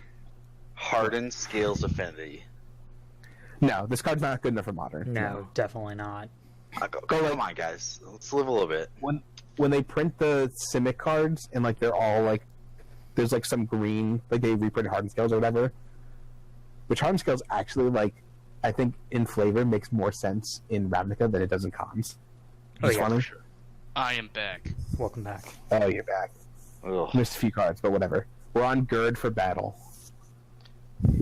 Gird for battle. I think this card's really, really great in limited. What Yeah. about a Hardened Scales Affinity in Modern, asks Pay the Toll. I don't think that you would pay a mana for this. In that Yeah. deck. There's too many So- ways to just get counters without spending mana. I think you guys are all a little bit higher than me on this card. I think this card's fine. I have think it it's as just like really a good 2 in Limited. Okay, so you're closer to me. I think you'll almost always play this card, but I would not be shocked. Like, I would not be upset to cut this card from my deck. Definitely I wish not. it was an instant, so it would be a trick, but then I think it would be more than 1 mana. If it was an instant, this card would be nuts. Yeah. I also just really like this in a mentor deck. Just like Oh, being yeah, able to it's great with Mentor. pump your mentor guys so that your other guys get pumped is really sweet. It's very good Mentor. Yes. It is a little annoying that you you might end up not. I guess you just always put the counter on, but like in a situation where you only have 2 creatures and like you already mentored it up to like the max amount, this doesn't help you mentor again unless you play another creature. Yes. But I still think that the effect is really good with the mentor creatures. Ideally, though, yeah, you use this as a Mentor, so this is 1 mana that gives like 3 creatures +1/+1 counters, right? Right, exactly. That's Yeah. exactly what it is. Yeah. So I'm kind of high on this for limited, like a 3. Oh, Hazada Marshall. Yep. 1 drop. Creature, human soldier. Whenever Hazda, Marshall, and at least 2 other creatures attack, create a 1/1 white soldier creature token with lifelink. It is a 1/1. Because it's just Battalion, right? Yeah, but This is just 100% Battalion, just Battalion just spelled out. Yeah. Okay. I wasn't sure if it was like mostly the same or just like exactly the same. Okay. It's also an uncommon for limited purposes. I don't know if I said that out loud. I don't think I did. Yeah. I think this card is like average limited card in the right deck. If you want to be super wide, or like aggressive, you want 1-drops. I think this card's fine, but I'm not gonna like. There's a lot of cards I'm gonna pick over this card. Very interesting. It is There's a a one card drop, that's which is literally on important the screen for with your this card two-drop right mentor now. cards. Yeah, no, it's definitely good with Mentor, but I also just think that this card is like. I would rather pick the Mentor cards before I pick this card. Like, I'm not gonna pick this card and then hope to get the Mentor cards. I also think that it's probably should just be a common. Like, I don't know why it's an uncommon in my eyes, but I think this card has some constructed applications, actually. You don't want this card at common, because if you end up, say, 3 of them in your deck, and you just attack with 5. all 3 or 5 even, and you just attack with all of them, keep creating soldiers. they are good in multiples. Yeah, but they definitely stack. You do not. I think want this card at needs to be an common. uncommon. Yeah. All right. Did any of you play the unsets and play with Squirrel Dealer? Squirrel I did not Dealer? play the unsets, no. Okay, so Squirrel Dealer was a 1/1 that came in the battlefield with a 1/1 token. If someone else said they liked squirrels, that card was absurd in that format. That's why this card was an uncommon, because that card was a common in that format, and they made a mistake. Yeah, but it's an unset, ask so a I don't person know. outside the game, do you like squirrels? And if they do like squirrels, you get a 1/1 green squirrel creature token. I like how the dealer is a raccoon lizard bird. Oh yeah. Jeez. If they say they don't, are you allowed to like insult them? Like, what's Oh the- yeah, I you think you're definitely go encouraged out. to No, insult them. I was just checking. But Who doesn't this like one- squirrels? I had a Squirrel Dealer deck with 6 Squirrel Dealers in it. Let me tell you, a lot of people like squirrels that day. That's kind of absurd. Yeah, so I have a feeling that if this card was a common, and you ever got 6 of them in a deck, it would just ruin the entire game. You would never lose. Oh, I would not be surprised if this card was a common and they dropped for Tom Ross, and Tom Ross just had like 8 of them one time, just like, just. Dude, wait, is that Tom Ross as the main character in that picture? I hope so. It is now. Whether it was It is before or now. not. He's now the Tom Tom Ross. Ross. Is now Tom Ross. Yeah. He is the boss. The boss. Yeah, is. but for like, I talked about earlier with like a human, if there's a humans deck, like if humans ever comes back, this is the kind of 1-drop that like I think would be good in humans. There's no synergy Like, with humans though. There's no like lore. I know. Yet, But is it's- what he's saying. You're He just saying said that it's if setting it up. comes back. Yeah. Like, well, there's Radiant Destiny, which is like Sure. kind of a thing. But yeah, this card is another like this card seems also good with Legion's Landing. Like, just if you want a bunch of white 1-drops, this is one of the better white 1-drops, I think. I also like, do for like that this constructed. card helps the like enchantment. That when you gain life, you can pay and draw a card, so you can kind of get some card advantage out of your 1-drops, so you can keep Yeah. running more 1-drops. Yes, it does make lifelinking soldiers, which is also very good and limited. Like, Mhm. It I also makes have a creature problem tokens with for this the in mythic. constructed if Chain Whirler is still a thing, but that's the only problem I have in That's true. constructed. yeah, but like if Shane was a thing, this hypercentric like 1-drop deck I'm thinking of is also can't be a thing. Yeah, that's fair. Yeah, but it's okay. We're cutting Chain Bowler for another card we can get to later. So I think these are both 2.5s in Yeah, I think it's a 2.5. Yeah, That's exactly where I had it. yeah. Do you have it a little Agreed. higher because of Squirrel Dealer, Aaron, or you still have got 2.5? I think because it's an uncommon, I think most decks will play this, especially with the Mentor. But I think it'll get played and wanted in both the Selesnya and the Boros decks. So I think it's It probably a does. 3. I think a reason to not put it at 3 is literally the next card, which is a common. That is a good point. That is a good point. I think that I would pick the common that we're going to talk about next over this card almost every time. I agree. Oh yeah, this common is. So is so some- let's get to it so we can compare it. oh yeah, Healer's Hulk. Well, 1 white mana, creature bird, flying, lifelink. It's a 1/1. It's a common. I mean, it's essentially Lava Axe with lifelink, right? it's what's it called? War Leader's Helix. Yeah. Oh yeah. 1 Card's mana. absurd. No, but Suntail Hawks have generally been bad. Like I've generally been on the don't play like Flying Man in limited. Like don't do it. It's not good. This You don't card like is the an blue-white exception. flyer strategy? No, I think the Blue White Flyers is fine, but I'll play a million 3-mana 2/2 flyers, but I don't want to play the 1-mana 1/1 flyers unless I have like a ton of equipment or something. Like I'm not big into 1/1 flyers for one. I think it's too low impact. I think you can ignore it, take 5 hits like it's nothing, and then just like progress your game plan with 2/2s and 3/3s, and just waste the guy even if you're down to 10 or whatever. But this card having lifelink is a big deal. Also, mentors will make this card great. If you make this card a 2/2, like you would pay 4 mana for a 2/2 lifelink. If they printed a card that was 4 mana 2/2 flying lifelink, that card would be actively good and limited. Wait, 4 mana 2/2 flying lifelink? You would play that? Yes. Yes. I think it would need to be 3 for me, but maybe it's 4 is okay. Alabaster Kieran was a 2/3 for 4 with flying and vigilance. Didn't even have lifelink, and that card was like actively pretty good. Quay just said that there in chat. Quay said that there was a 2 mana 1/1 flying lifelink in Return to Ravnica, and it was good because of Scavenge. So he thinks that this card will also be good. I think that's a good way to equate. It is. This card with Mentor is like, this is like, we talked about it before, like, oh, you want the 1-drops to go with your 2-drop Mentor. This is the actual 1-drop you want to go with your 2-drop That's the reason that I wasn't as high on Hazada. Like, this is a common, and I would rather just pick the Hawk over the Marshal almost every time. This is like the #1 card you want for Mentor decks. I also think that if the Boros Mentor deck is like a very good strategy in draft, which I think it will be, like, I could see someone pack one pick wanting this. Yeah, well, because like I think that if you're in like red-white deck, like you would want 6 of these. Yeah, well, you want as many as possible, just because they're just gonna always get pumped by your Mentor dudes. Obviously, if there's like a Mentor card in the pack, you take that. But like, if there's no good like white cards in the pack, I could see you just taking this. Yeah. Like just taking this, cut off white, and try to get into that deck. So I'm gonna rate this as like a 3, but it might even be higher than that if for limited. Yeah, I like 3. Yep, I Maybe had it pretty much as a 3 in my notes. I'm not as high on this card. I understand the implications of it, but historically these cards haven't been that good. I think that this is going to be probably like a 2.5, 2.75 right in there, but I don't. If the format turns out that you can't play this card's gonna be unplayable. Yeah. So I'd go on the conservative side of like 2.5 rather than always playable. That's fair. So you're in your first draft, Aaron, right? And you open a pack with Hazada Marshal and Healer's Hawk. Which one do you take? Hazada Marshal, because it goes into either Boros or Selesnya. Okay.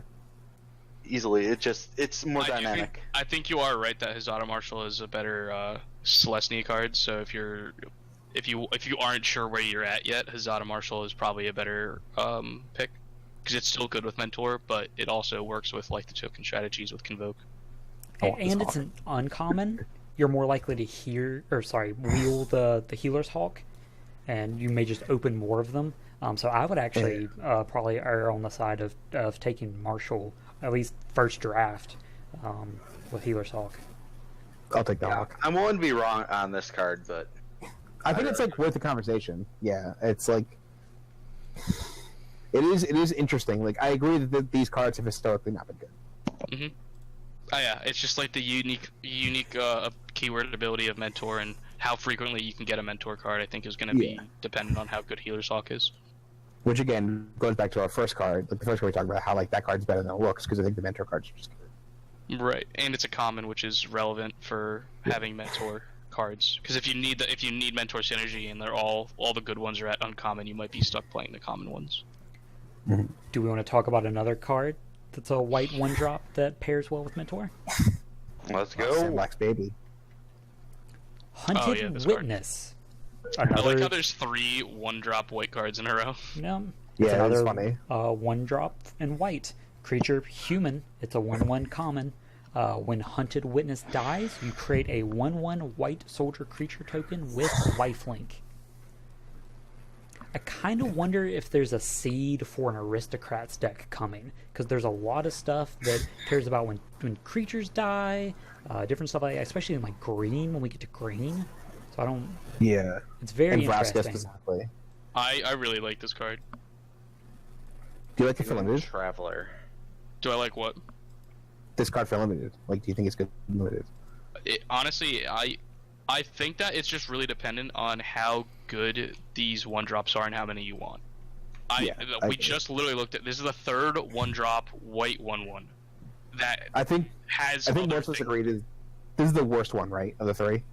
I don't know. This might be No? easier to get off than the Marshal, like against certain decks. You might get a guy more Like consistently. you're pretty much guaranteed a guy with the Hunted Witness, but you're not guaranteed it with the Marshal. So there's a chance that this could be better than the Marshal. I think this card goes better in Celestia than it does in a Mentor deck. Where the other one, because it is like a repeatable way to get 1/1s, is better in like the Mentor deck because you can keep making 1/1s to Mentor onto. Where this one like might just be making sure that you have a way to convoke. Because it's cool that you can like attack with this. If they block, you can use it to convoke like the guy you get out of it. Yeah. Yeah, I don't know. I think you play it in Boros as well. If this thing dies, it leaves a 1/1 that you can then mentor onto again. Yeah. I mean, like I said, I think it's just a good card for those decks. It's just a matter of like how many 1-drop 1/1s. Like, are you gonna play like 8 1-drops? I don't like. That's usually a bad strategy in limited. So. Right. It just really depends on how. Well, yeah, I know, but like that's what I'm saying. So it really just depends on how often you can get these mentor cards for.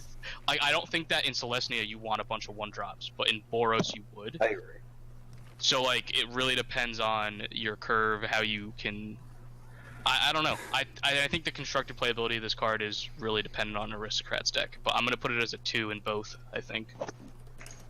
Because the Aristocrats deck I don't think exists yet, so this is like this is good in a specific deck that doesn't exist yet. So yeah, that's a good point. First, for this card in Celestia, I do think that there is a strategy I want to try out with Celestia where you just drop a bunch of 1-drops and try to like turbo convoke creature, like just try like to a bunch of 1-drops and then like the 7 and try to play like a big trample. Yeah, just play the card in like turn 4 or something, right? Like, right. Just like I think that's gonna be something like that's maybe worth trying. So like.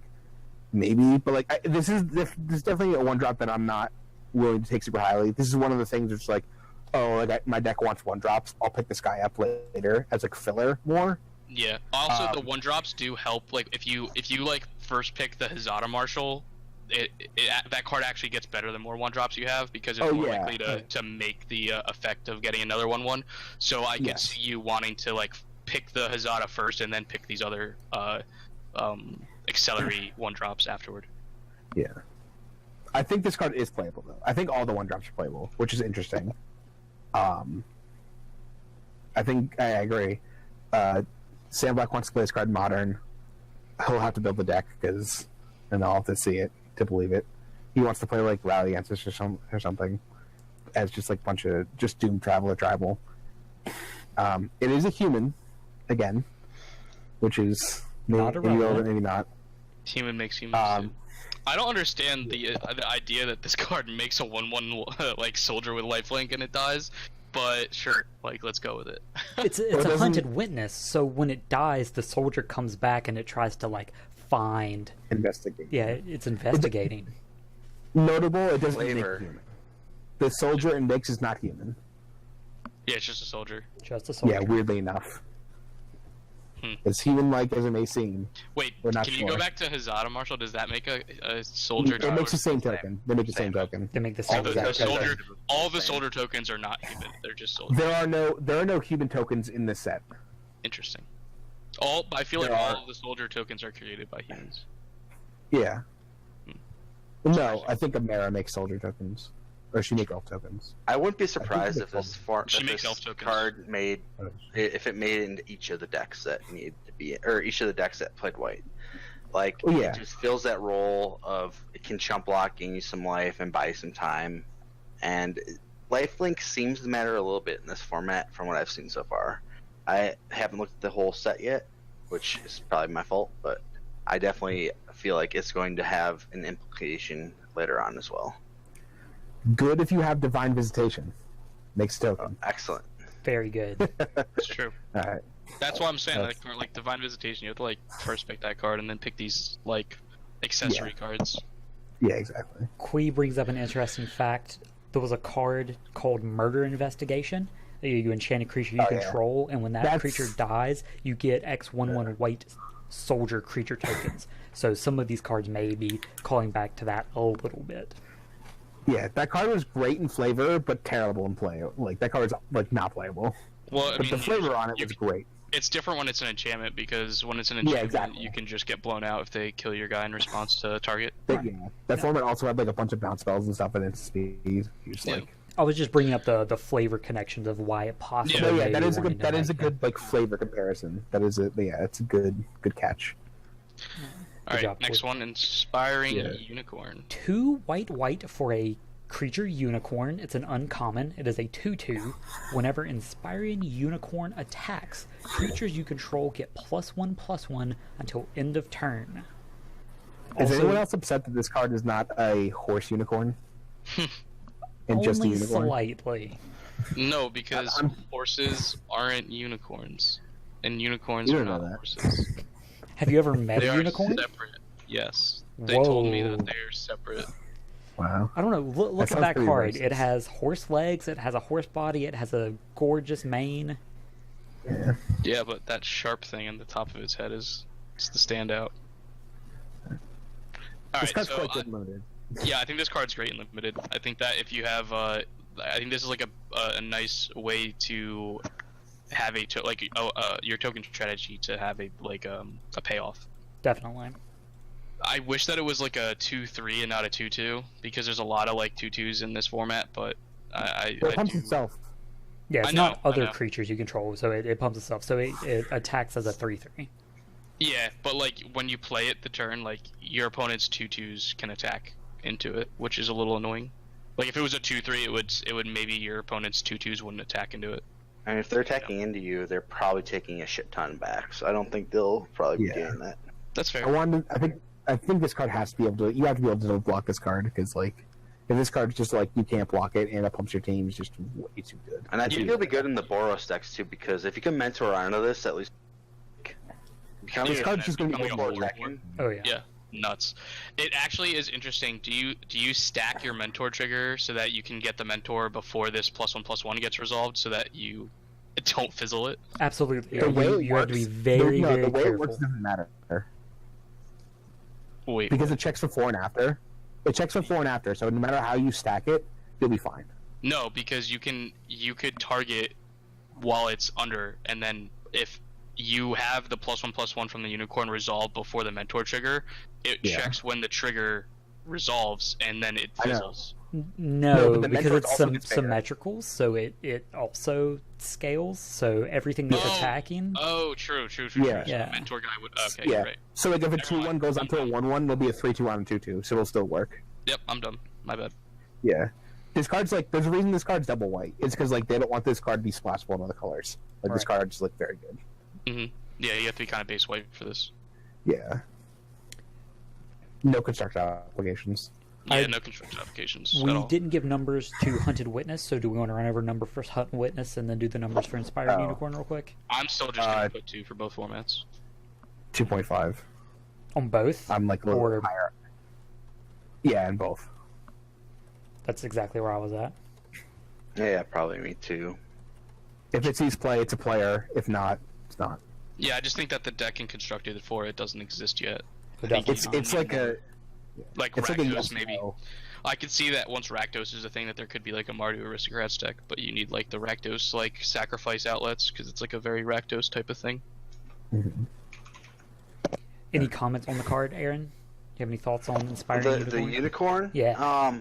I mean, kind of what I said. I think it's going to be good in both go wide and Boros strategies, because if it can become like a 4/4 when it's attacking, it's just going to be so far out of range. I think for a lot of the other decks, I don't know how I mean, obviously card advantage, but I don't know how the other decks are going to be able to deal with a bunch of fatties. Right. Alright. Intrusive Pack Beast. 4 and a white for a creature, beast. It has vigilance, and when it enters the battlefield, tap up to 2 target creatures your opponents control. It is a common, and it is a 3/3. Can you scroll down a little bit more? Or sorry, you probably did it. I'm Yeah. a little Yeah. delayed. There you go. This card looks so much bigger than a 3/3. Like look at the guy. He's so I tiny. know, right? It looks so much bigger than a 3/3. It looks huge. I thought it was like a think this 4/4 the card- first time I looked at it. I think this card would be really good and limited if it was a 3/4, but being a 3/3 is a little annoying. Oh yeah. I think it's still fine. Like Yeah, tapping 2 things is like It's a lot. Kind It's a of- lot. It's a big tempo swing for your attack that turn. Helps you break up board stalls. I feel like there's probably going to be a decent amount of board stalls in this format. So just being able Yeah. to tap down 2 creatures seems pretty strong. Yeah, I do think it this is card's 5 mostly mana, just this card's mostly just a boring like filler limited card. I'm gonna rate it as like a 2. Yeah, as I such. think that's Maybe just a 2.5. 2. Not much to really Yeah. talk about. Has there been anything in previous limited formats to compare it to? Yes, there's a 5 mana 3/4 that tapped one thing, and that card was also just okay. Having vigilance is pretty relevant, Voke and other things, but outside of that, I think Siller. Yeah. Yeah, I think this deck is more of a Celestia card than a Boros card, just because I think that Celestia is gonna more likely have a higher curve than the Boros deck, so you might be playing more lands or you know whatever have it be, and then the vigilance is relevant for Convoke. But I actually think slightly the opposite because it helps to get your mentor guys through, but like it's that's close. I think it works in both. Yeah, I think it's mean, yet another white card that is people are going to be fighting over it. You know, it's just Yeah. a solid common. This yeah, card's I mean, boring, You're but gonna pick like all the other white cards over this. For the most well, part. actually no. This card's boring, but not as boring as the next card. Trust me, the next card gets even more boring. Oh, yeah. Yeah, that's true. The any particular numbers did Aaron, or did I miss your number on that one? I think it's a solid 2. Gotcha. Yeah. 2. As we alluded, this next card's pretty boring. Ledva. Ledev. Ledev. Ledev? Oh, yeah, there's a... Okay, I just butchered that one. Guardian. 3 and a white for a 2/4 with Convoke. It's a That's knight. it. Oh, yeah, Human Knight, common. Sure. That's what it does. It's... Another one of the things where the thing it's riding is much bigger than the actual rider, but it's actually the rider. Oh, yeah. Yeah. I think that this is just a filler card. It's playable as like your 20th card or whatever in your Convoke deck. Yep. 1.5. I also actually- exactly had it actually- at 1.5. I like this actually in Boros as well because it's a 2/4. So if you mentor it with a 3 power guy, it becomes like a 3/5, which is actually really good blocker. That is That's- actually kind of the point. That's the only like application that I see with this card. A 3/5 on turn, what would it be? Turn 4 attacking? It's not 5. terrible. Well, I guess you could convoke it on turn 3. Yeah. Yeah. That is the other Yeah. thing. Like getting this down on turn 3 could be like really powerful, but then also it's like a little bit worse in your Boros deck because they kind of want to be aggressive and they don't really want to tap their creatures Yeah. and play Right. stuff. Yeah, I think this card's pretty filler though in general. I Definitely. think there's play to it, but I think for the most part this card's boring. Yep, I'm gonna keep it as a 2 for me. Unplayable and constructed. Got a number Though it is for a me, Aaron? knight, so who knows? This is definitely filler. This is probably like a 1.75 at best. Yeah. Yeah. Light of the Legion. Notably, this one does actually say "the" in it, unlike that other card that I wanted to add "the" to. Yep. 4 white for a creature angel. It's a rare. It is a 5/5. It has flying. It has mentor, and it says when Light of the Legion dies, put a +1/+1 counter on each white creature you control. I think this card is a huge bomb in limited. Oh yeah, yeah, definitely I a would bomb pick unlimited. one this up, like over any card I think that we've seen, except for maybe Conclave Tribunal. But I might pick this over Conclave Tribunal. I'll take this over kind of that. Just being I would take this a over. 5/5 flyer for 6 is good on its own. Right. It having mentor with 5 power is super awesome because you're just gonna mentor forever. Yeah. And then the death ability is just like didn't need to be there for this card to be good, and that just like is another extra nice thing. Oh yeah. Yeah, the last line of text is completely unnecessary, but just I do agree that it should be double white since it does have an ability that's like specifically for white creatures when it dies. So, but it is cool with hybrid creatures. Oh, yeah. That's right. yeah, this card's a bomb. This card will not see playing constructed. It's a 6 mana first, like not Dude, enough. imagine playing Lyra and then playing this card. Had a similar Like, thing, thanks but so I much. will one up you. Imagine going turn 4, Splendid Archangel. Is that the card from M19? 3. Turn 3, Resplendent. Turn 4, Shalai. Turn 5, Lyra. Turn 6, this thing. I mean, how... Angel Tribal. Baby. Yeah, Angel Tribal. Yeah. Play a Johnny in So it, like too. I said, this card's not playing fully constructed. I mean, if you're playing Llanowar Elves to ramp up to your Lyra, I don't know. 6 mana can certainly become something you play on turn 4. But this card is a solid 4, like bomb status and limited. Yeah, this is going to be one of the cards that I will want to pick first every time I see it. Oh yeah. And I will question every human being that doesn't pack one pick this one, unless It's they get playable on both Boros and Selesnya again, even though it's a Boros card. So Yeah. Yeah, this card is good if you can cast it. Literally doesn't matter else. Tyler, you're getting a little robot-y, and you might With want no to other creatures. This leave and come back. Yeah, you may want to pop out real quick and come Alright, back, cool. Tyler. You're getting a little robot-y. Discord's eating your words. Yum nom nom nom. So everybody agree this is a 4? Bomb, not playable and limited. Or You constructed. Constructed, sorry. Definitely playable and limited. I mean, this card is just a house. I mean, it just Yeah. wrecks so much. Mm-hmm. It's a house. All right, so Does it have red hair, or is that just the sun? I think it's the red hair. Okay, good. Just to make it look more Borosy. Gotcha. Definitely. All right, redheads in there. All right, here's another card that costs 6, except for this one is a common. It's 4 white for an elephant cleric. It's a 3/4. It has convoke, and it says when it enters the battlefield, you gain 4 life. I think this card is an interesting limited card. I think that it's just a filler card, and it could also be a sideboard card. If you have like a token deck, this could be like a way to stem bleeding against an aggressive deck. But I feel like the go wide strategies are going to be kind of decent against Boros, anyways. When you say sideboard, do you mean constructed or limited? Limited specifically. I don't think that Okay. it's constructed playable. No. I agree. It's far too That's all good. expensive for constructed applications. There are cards later on in gold that are just far better than that for constructed applications. I don't think you'll want to touch the Loxodon Restore with a 10-foot pole in constructed. You might play it in limited. I don't think it's that great, but again, you might play it as 23rd-ish card. I think you'll see play in limited. I think it'll be definitely the 22nd, 23rd card, because if you go like 2-drop, 3-drop, 4, or this says your 4-drop, like that's a pretty good curve, and you gain a little bit of advantage in life. And I think that for 4 mana, this card is incredibly reasonable. Yeah, 3/4 is like a not the terrible body.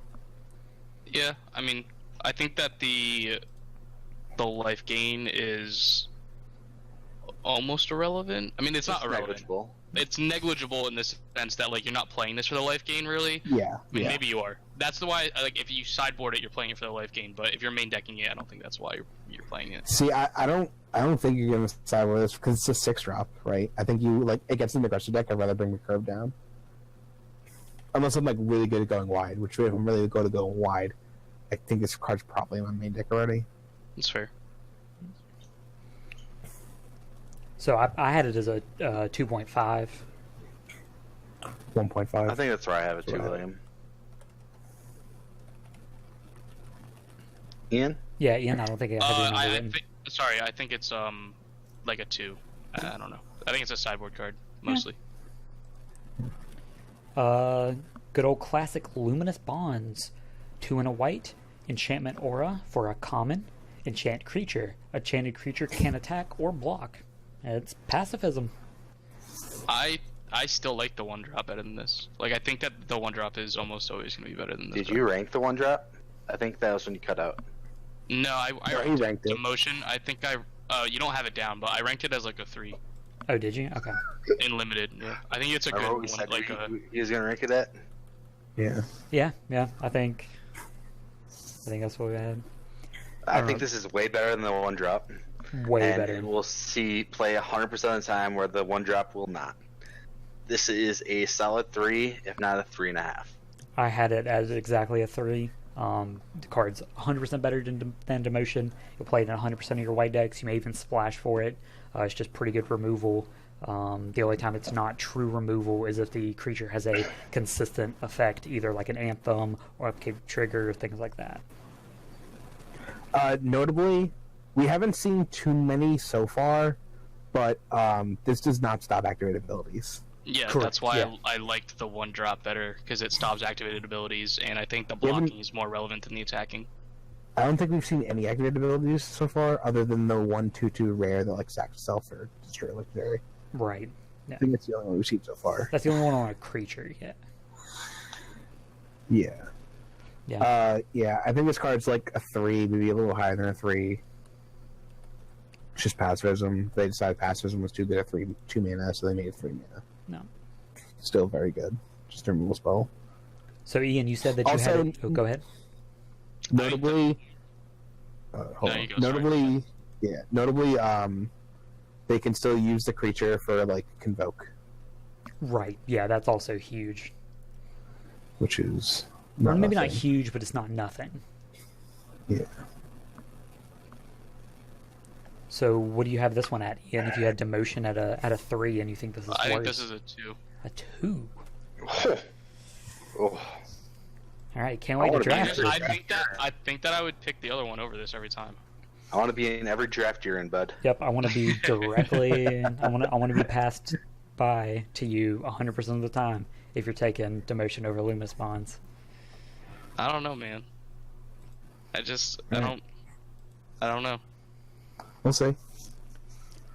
I'm okay with being wrong. Like, Parhelion Patrol. Why did I nail this name but failed on so many others? I don't understand my vernacular. I don't think English is my first language, even though I was even though I was born here in America. I think I speak Southern, therefore I can't read. Southern is a different language. It's 100% a different language. So Parhelion Patrol, 3 and a white. It is a creature, human knight. It has flying, vigilance, and mentor, and it is a 2/3. I like this I have card. this list of cards that the art is very does not say what the creature type is. Yeah, at least it has flying, though. At least it's not this giant bird, and it just doesn't have flying. At least it has flying. You mentioned Alabaster Kin earlier, which was a 3 mana 2/3 with flying and vigilance, right? Yes, Yeah. and it's just that with an extra ability. Right, and an extra generic mana over a white pip. Wasn't Yeah, if Alabaster you can Kin ever 1 mentor- white? No, it's 3 and a white. Okay, my bad. Yeah, it's same cost. If you can ever put a counter on this card becomes nuts. Yeah, oh yeah. It's, as a 3/4, you literally get to. It just becomes like Anafenza with vigilance, where you just put a counter on an attacking creature every turn. Yep.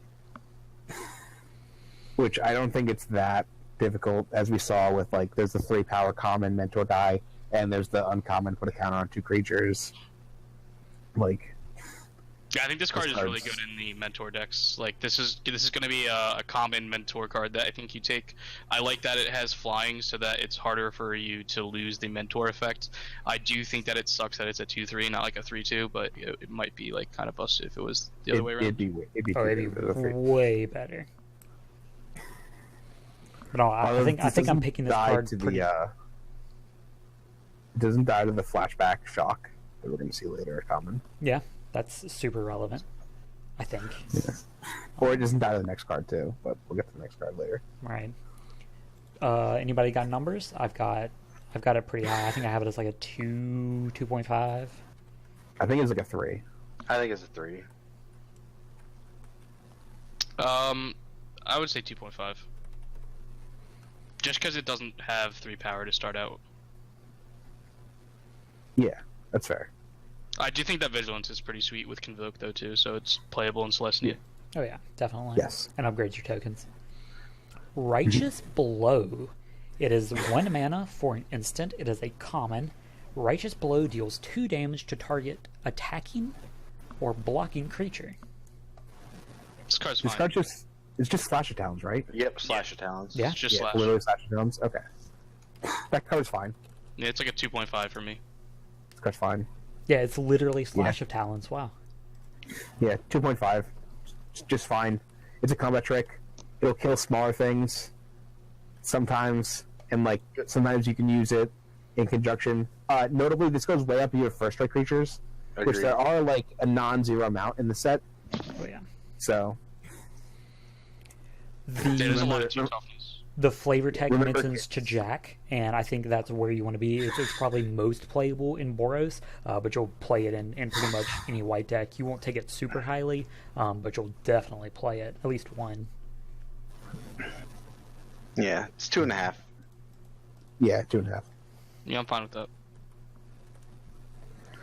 All right, Rock Charger, aka Pegasus Courser. It is 2 No, and it's a... better for Moto. That's right. 2 and a white for a creature bird. It is an uncommon. It has flying, and it says whenever Rock Charger attacks, target attacking creature without flying gains flying until end of turn. Pegasus Courser was good, so why not Very good. the same Pegasus Courser? I mean, it's just the same. It's card. also very, It's very really good good with mentor Mentor. cards. Yeah. Oh, yeah. Letting them get Just through. jumps your Mentor guys, so they don't get blocked and killed. Yeah. Because the Mentor 3/1? guys are generally smaller. It's a 1/3. Did I say it backwards? No, you're 3/1 No. mentor guy. Oh, yeah, You're it's reverse. 3/1. Yeah, oh, yeah. 3/1 Mentor. It upgrades it Yeah, twice. it's very good. Any of your And it upgrades everything else. yeah. Yeah, this card's quite good. I have this card as like, I think I have this card as like a 3.5 almost. That's where I had Yeah, I it think this on card's very good. my notes. Yeah, I agree with you guys. Even in Selesnya, this jumping like your huge 5/5s and stuff is also just like equally as good. Oh yeah. Because there So, are like, some in both big the- fatties. In both the white guilds, this works really well. Like, I think there's a reason this card's an uncommon now instead of common. Because I Right. think it just happens to work with both guilds extremely well. Do you have any dissenting thoughts on that one, Aaron? Or any thoughts in general? It's same as it was before. It's a 3. It will definitely work with both guilds very well, and the fact that it jumps your 3/1 that we had said was pretty high pick. We thought, top 5 or 6 picks, that it'll definitely see a lot of play. Right. All right. Righteous. Oh no, sorry, that's above. Skyline Yeah. Scout. Yeah. Yep. 1 and a white for a human scout. Whenever Skyline Scout, it's a. Oh, hold on, I didn't scroll down far enough. It is a 2/1, and it says whenever Skyline Scout attacks, you may pay 1 and a white. If you do, it gains flying until end of turn. I think this card's pretty mediocre for me. Yeah, I'm not impressed by this one, to be honest. See, this card is just the 2-mana version of. There's a card like this in Battle for Zendikar or the Gatewatch. There's like some ally. There's like a 3-mana 3/2 that you could pay 2 and give it flying. And that card was actually quite good. Now that card was a 3/2, which is better than a 2/1 for that ability because that's 3 power as a flyer. But I still like 2-drops that are aggressive early that can get in like. I actually think this card's like around a 3. It's pretty good with Mentor, I'll give you that. Round of 3. But even without Mentor, just like as an aggressive deck, right, where you want a 2-drop that gets in early, and then like later in the game has a mana sink. Like mana sinks are always great in limited, especially in aggressive decks. Yeah. It is what, just a Squire? Is that Squire? Is the 2/1 for Piker. Piker Squires are the yeah. Squires are 1/2. 1/2, yeah. Yeah. Yeah, it is just a Piker when they can gain flying. It's not the worst. I'm just not excited by it. Oh yeah, it's not exciting. It's just it's fine, but like that ability is very relevant. Yeah. I had it at like a 2.5, so I mean we're not too far off. It's probably somewhere in between, to be honest. Yeah. Yeah, I'd go like a 2.75 on this. It's definitely not playable, and you're not super excited to pick it. You know what? I want to be like Aaron. I'm going to upgrade my number to a 2.75. I haven't given anything a 0.75 yet, so. I'm just gonna go with a straight 2. Ooh, bringing the average down. I think there's better common 2-drops that you want in these decks. Wow, Greedy McGregerson with his judgy 2-drops. I know. I don't know. I think that we saw a lot of better 2-drops. And Mentor and One evasion, toughness- man. It's pretty one good. We toughness just said is that. annoying. Yeah, we're about to see a much better 2-drop. Yeah, I was about to say, Yeah, that's what I'm if saying, we're like, I talking don't know about how picky you can- 2-drops. What about the next card just outclasses it so much? Sunholm Yeah. Stalwart. What's an uncommon? It is an uncommon. It is a human soldier for 1 and a white. It has First Strike and Mentor, and it is a 2/2. This card's great. This card's really good. I've got like a 3. I mean, just good stats. Mentor, obviously, with 1/1s, pretty good. You can also upgrade it with your other Mentor cards that are higher up. Cards are solid. Great uncommon. 2 power, 2 mana's First Strikers have always been good. Oh, yeah. So this card, I think, Aaron, do you think this card's good and limited? It's great and limited. Okay. So I want to talk about it in constructed, because I actually think this card's constructed playable. Ooh, Um, I don't know if I agree. So this card is a 2-drop that has First Strike, which remember we talked about. Path to Metal, yeah. I think it's Path of Metal. Maybe it's Path. I forget. But anyway, that card. First Strike is one of the abilities on there. This card also just happens to work really well with Aurelia because it has Mentor and First Strike.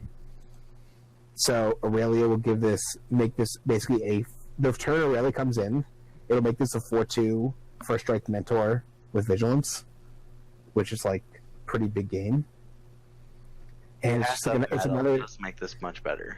Yeah, it's another 2-drop in the Path to Metal deck that is quite good. And I think Mentor, with Aurelia to pump this card, and like, you have the other 1-drop that has Mentor that we're gonna get to later that can pump this into a 3-power guy. Like, I think there's multiple ways to pump this guy, and it being a First Striker to help for Path to Metal, I think this card is playable. This card's not a slam dunk in Path to Metal, like by any means. This card's not like Aurelia is a slam dunk in Path of Metal, but like this card is not. But this is a card that is a 2-drop that could see play in that deck because it is looking for 2-drops because the lost cards have.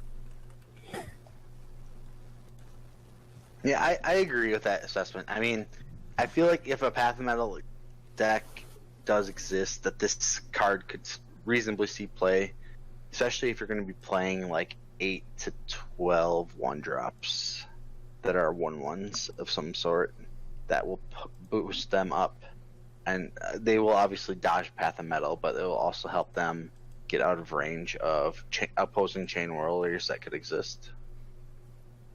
Definitely. Yeah, this card's great. Yeah. Both limited and constructed. I think that there's some constructed playable reasons to play this card. Yeah.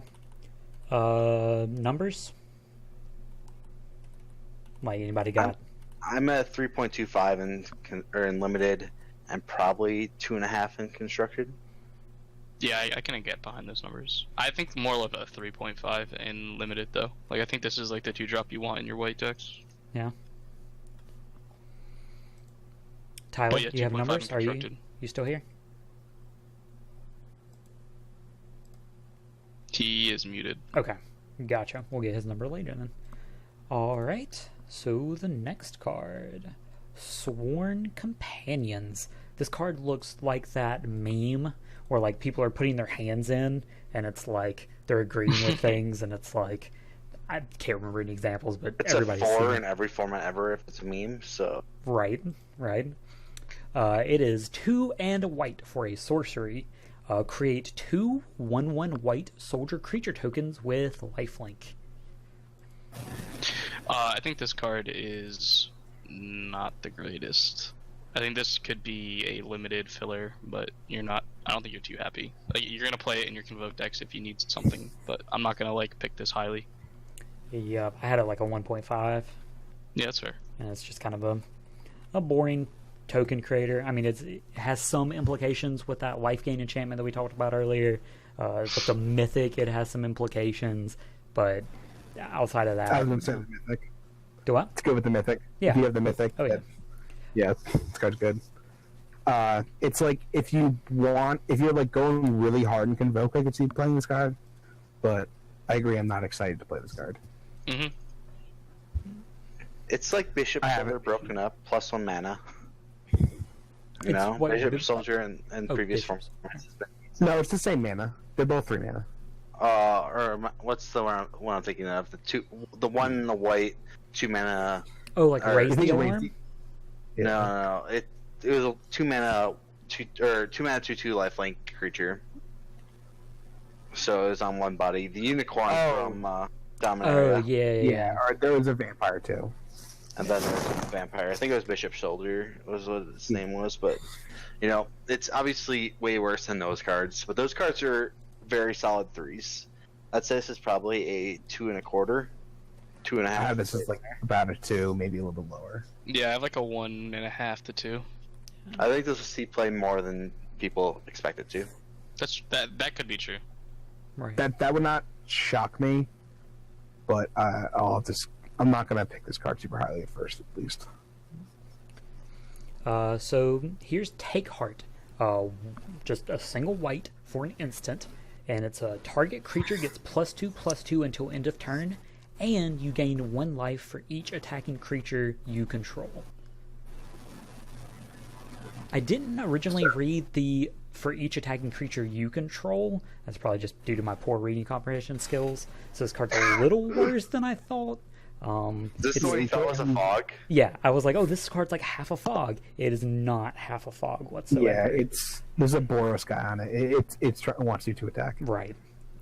Notably, it's one of the only, 3 combat tricks we've seen so far? Yeah, there's not a ton of combat tricks. Also, a lot of the, power toughnesses are all, kind of small. So +2/+2 is, pretty relevant. Yeah.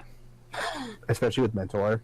Again, you can +2/+2 before you attack with your Mentor guy, as a sorcery. Right. And then, attack and Mentor on something else. You don't get the upside of gaining 1 life for each attacking creature if you cast it at sorcery speed, but might not be relevant. No, but I think you're fine. I think if you can give your 2 power guy +2/+2, so you can mentor onto your 3 power flyer, make it a 4 power flyer. That's pretty big game. Yeah. This card, I think you actually are going to take higher than you would normally a +2/+2 for 1. In Boros specifically, I think it's worse in Selesnya. Right.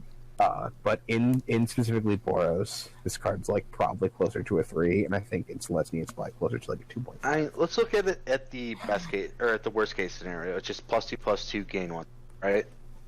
Yeah. Well, the worst case is just +2/+2, right? Yeah, if you cast it on your opponent's attack step or at a sorcery, I guess that's the actual worst case. If they try to kill your guy and you protect it, right? Yeah, I mean, Which is that's I still don't know. fine. This card is weird. It's I fine. keep Just a dropping, +2/+2. so I apologize. +2/+2s are always fine. This card's fine. Yeah, I think it's fine. Notably constructed, if there's an aggressive deck that wants to gain life, maybe, but even then, probably not. Some of Johnny's Pride Mate or Johnny's Call or whatever that card is. Yeah. Maybe. I still don't think so, though. No, I don't think so either. But It's like if I'm unlimited. yeah. I have it as 2.5 to 3. I actually think that you should take this higher because there's not a lot of combat tricks, and I think the combat tricks are going to be kind of more premium because all the creatures are kind of small. Definitely. Any thoughts before we move on to the next card? I'm ready. Yeah. All right. Yeah, I'm good. 10th District Guard. It is a 1 and a white for a human soldier. It is a 2/2. And when 10th District Guard enters the battlefield, target creature gets +0/+1 until end of turn. It's a really weird card. Very weird card. Yeah, I agree. It's that's such a weird low impact thing for an ETB. It's still a 2/2. I get that for it helps. It also helps mentor, helps your guys get through. I could see them maybe trying to give it +1/+1 when it entered. Maybe that was too good with mentor cards. But this is one of the lower end 2-drops. Oh yeah. I had it I at don't a like this card. 1.5. This is like a Yeah, this card's mostly just a bear. All right. Just a one. I have want it to throw too. out this idea for design for this card. If they would have said, if you control a gate, target creature gets +1/+1, would that have been fine? Maybe. It would have been still too good. Yeah, I don't know if it's too good. It's definitely very good, but I just think that it's a guard. What else is it guarding, right? right. No, yeah, this card Flavor-wise. would be more flavorful. I agree. Right. So, it's just an idea. It's just a bad card. Oh yeah. I'll never rate a 2/2 for 2. I think lower than 2 ever, because I'll never be like, oh, I'm never gonna play a bear. Like, I'll always play a bear. That's not bears are playable. There's a lot of times where bears aren't playable. Like bears were really bad in Dominaria because like there's so many 1/3s. Yeah, I still think bears are fine. They're never unplayable. They're not always good. Sometimes they're bad, but like In a set like this where there's so many ways to pump up your bears, I feel like bears are going to get a premium. yeah. Definitely. But there is a lot of them. We saw a lot of 2/2s for 2 when you saw a lot of 1/1s, right? Like there's not a lot of high curve stuff except for convoke stuff, right? So far. Yeah. We only have one white card left. Yep, one white card left. It is Venerated Loxodon. I love this card. Yeah, it is. Yeah, I'll let Ian talk about this first because Ian loves this card. 4 and a white creature, elephant cleric, relevant for cleric tribal. Hell yeah. It has Convoke. It is a 4/4, and when Veteran Loxodon enters the battlefield, you put a +1/+1 counter on each creature that convoked it. So each creature that you tap to help pay for the convoke cost gets a +1/+1 counter. Card's pretty good. Yep. Card's good and limited. I think that having a card like this makes that other card where you get like 2 1/1s for 3 mana like a little bit like if you first pick this card, I think like that card later on in a draft you might take a little bit higher than you normally would Definitely. because you just like if you can convoke it, like the dream obviously is to tap 5 creatures for this, right? But like even if you tap like 2 or 3 creatures, it's still like this card's still just like good. I think this card is nuts. Like I think this is another like bomby card. Oh, I agree. This card's a bomber. It is so good at making sure that your token strategies get some sort of payoff. The fact that like it as well. Oh no, sorry. So like it gives all of your dudes that convoked it a counter on it, and then I don't know. I just feel like it's just so strong with being able to be potentially a free 4/4 that also just like was an Oath of a Johnny. Like, you know what I mean? Like, I don't know. I feel like the ability to put a counter on all your creatures is really strong, and it's the potential to be a free card, or even if it's just a 3 mana 4/4 that puts 2+1/+1 counters on something, like that seems really strong. I think that this card is going to be playable in a token or convoke strategy and constructed as well. I think it would be like one of your higher curves, but higher like the top of your curve. But I still think that it's just the convoke mechanic can really you can abuse it pretty easily. I did something very rare for me. I did some math. Are you guys ready for this? Okay, let's go. All right. So I think I did the math right. Is the limited dream to play that common that gives you 2 1/1s on turn 3, then play another one on turn 4, and then tap all of those to play this guy as well on turn 4? You could do that, yes. Yeah, is that how math works? You would have if you played a 2-drop on turn 2, you could maximize your counters. Though. There you go. I mean, that's the even bigger dream. I didn't want to go to Magical Christmas Land, but I definitely wanted to live a dream. I mean, if we're going to Magical Christmas Land, we might as well go all out, right? Yeah, I mean, if we went to Magical Christmas Land, then we have to go the Your opening hand is 5 1-drops. No, your opening hand is 5 1-drops, 2 lands, and this is your top card. And you just go turn 1 1-drop, turn 2 1-drop 1-drop, turn 3 1-drop 1-drop, tap all of them for this. Oh. Oh. Now we're talking about that is all the the magical flying by flinks, right? Yeah. So yeah, that's the actual like that's the dream. Yeah. But So what was mine? Like just a daydream? It's like a cat nap. Yeah. Yeah. Yes, medium. Yeah. Well, I mean, you know me. I don't like to think big or anything. I like to try to stay grounded in reality when I can. Yeah. I think this card's obviously a bomb and limited. Oh yeah. This I card. think it's so good and constructed, dude. I don't know. I'll be interested. I'm not like. I personally don't see it being a big player in constructed, but it's a card that would not like. It would not shock me if this card became like a 2-of in like certain decks. Because it is somewhat comparable to Verder's Girl, and that card was very good. Yeah, it is comparable to Vertisker Hulk. I think that this is it's different in the sense that this has the option to be a free card. Yeah, it's different because you have less flexibility with the counters, but it has a cost reducer on it. I also right? think it pairs really well with March of the Multitudes, which like if you do that end step and just like make a bunch of dudes and then just like convoke this card, like the combination of those two in a row is just going to be really really busted. Oh yeah. Because you just instantly make your dudes, and then you make so that they can't get Chain World. Like that is one of the like I really really like this card because it makes your tokens from like anti-chain willerable. That's a good point. That's not really a word, but I'm making it a word. Hey, I do like this more than Radiant Destiny, which is a card people have brought up with the like Secure the Waste card. Sure. I'm at a 3.5 on this card. That's where I also had it. In limited, I kind of think this card's like a bomb. Like I'll take this over. Like I think the line is the enchantment removal spell, the convoke one, and I'll take this over that.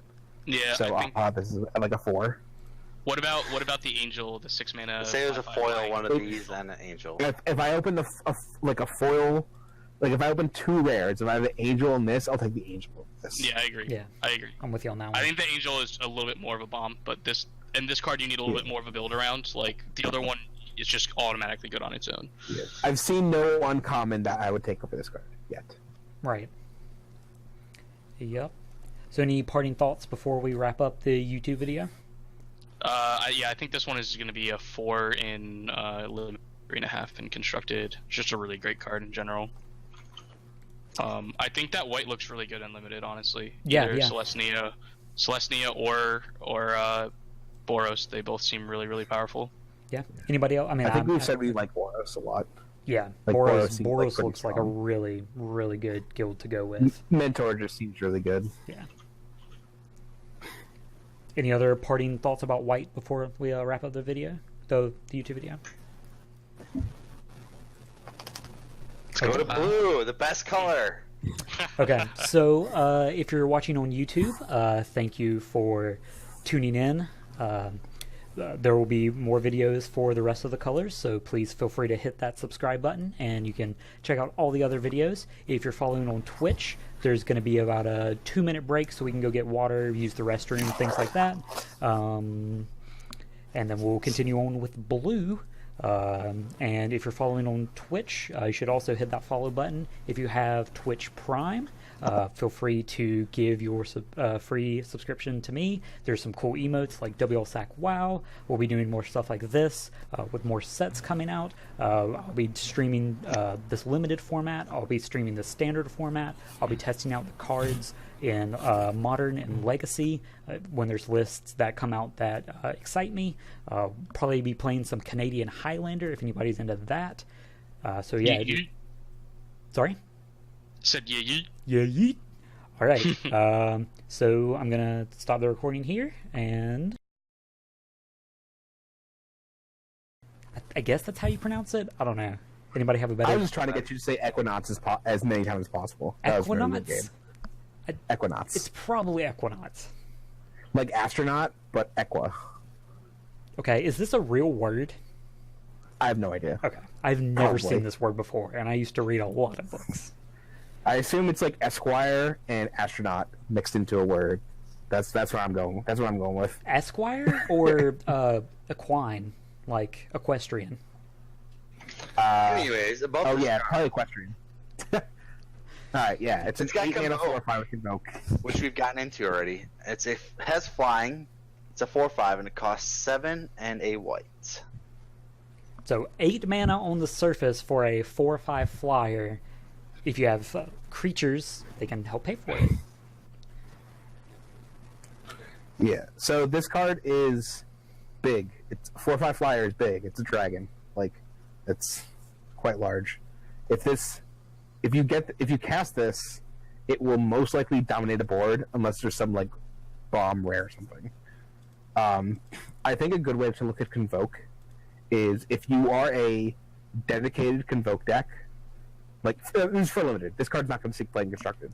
Correct. Like, this is a pure limited card.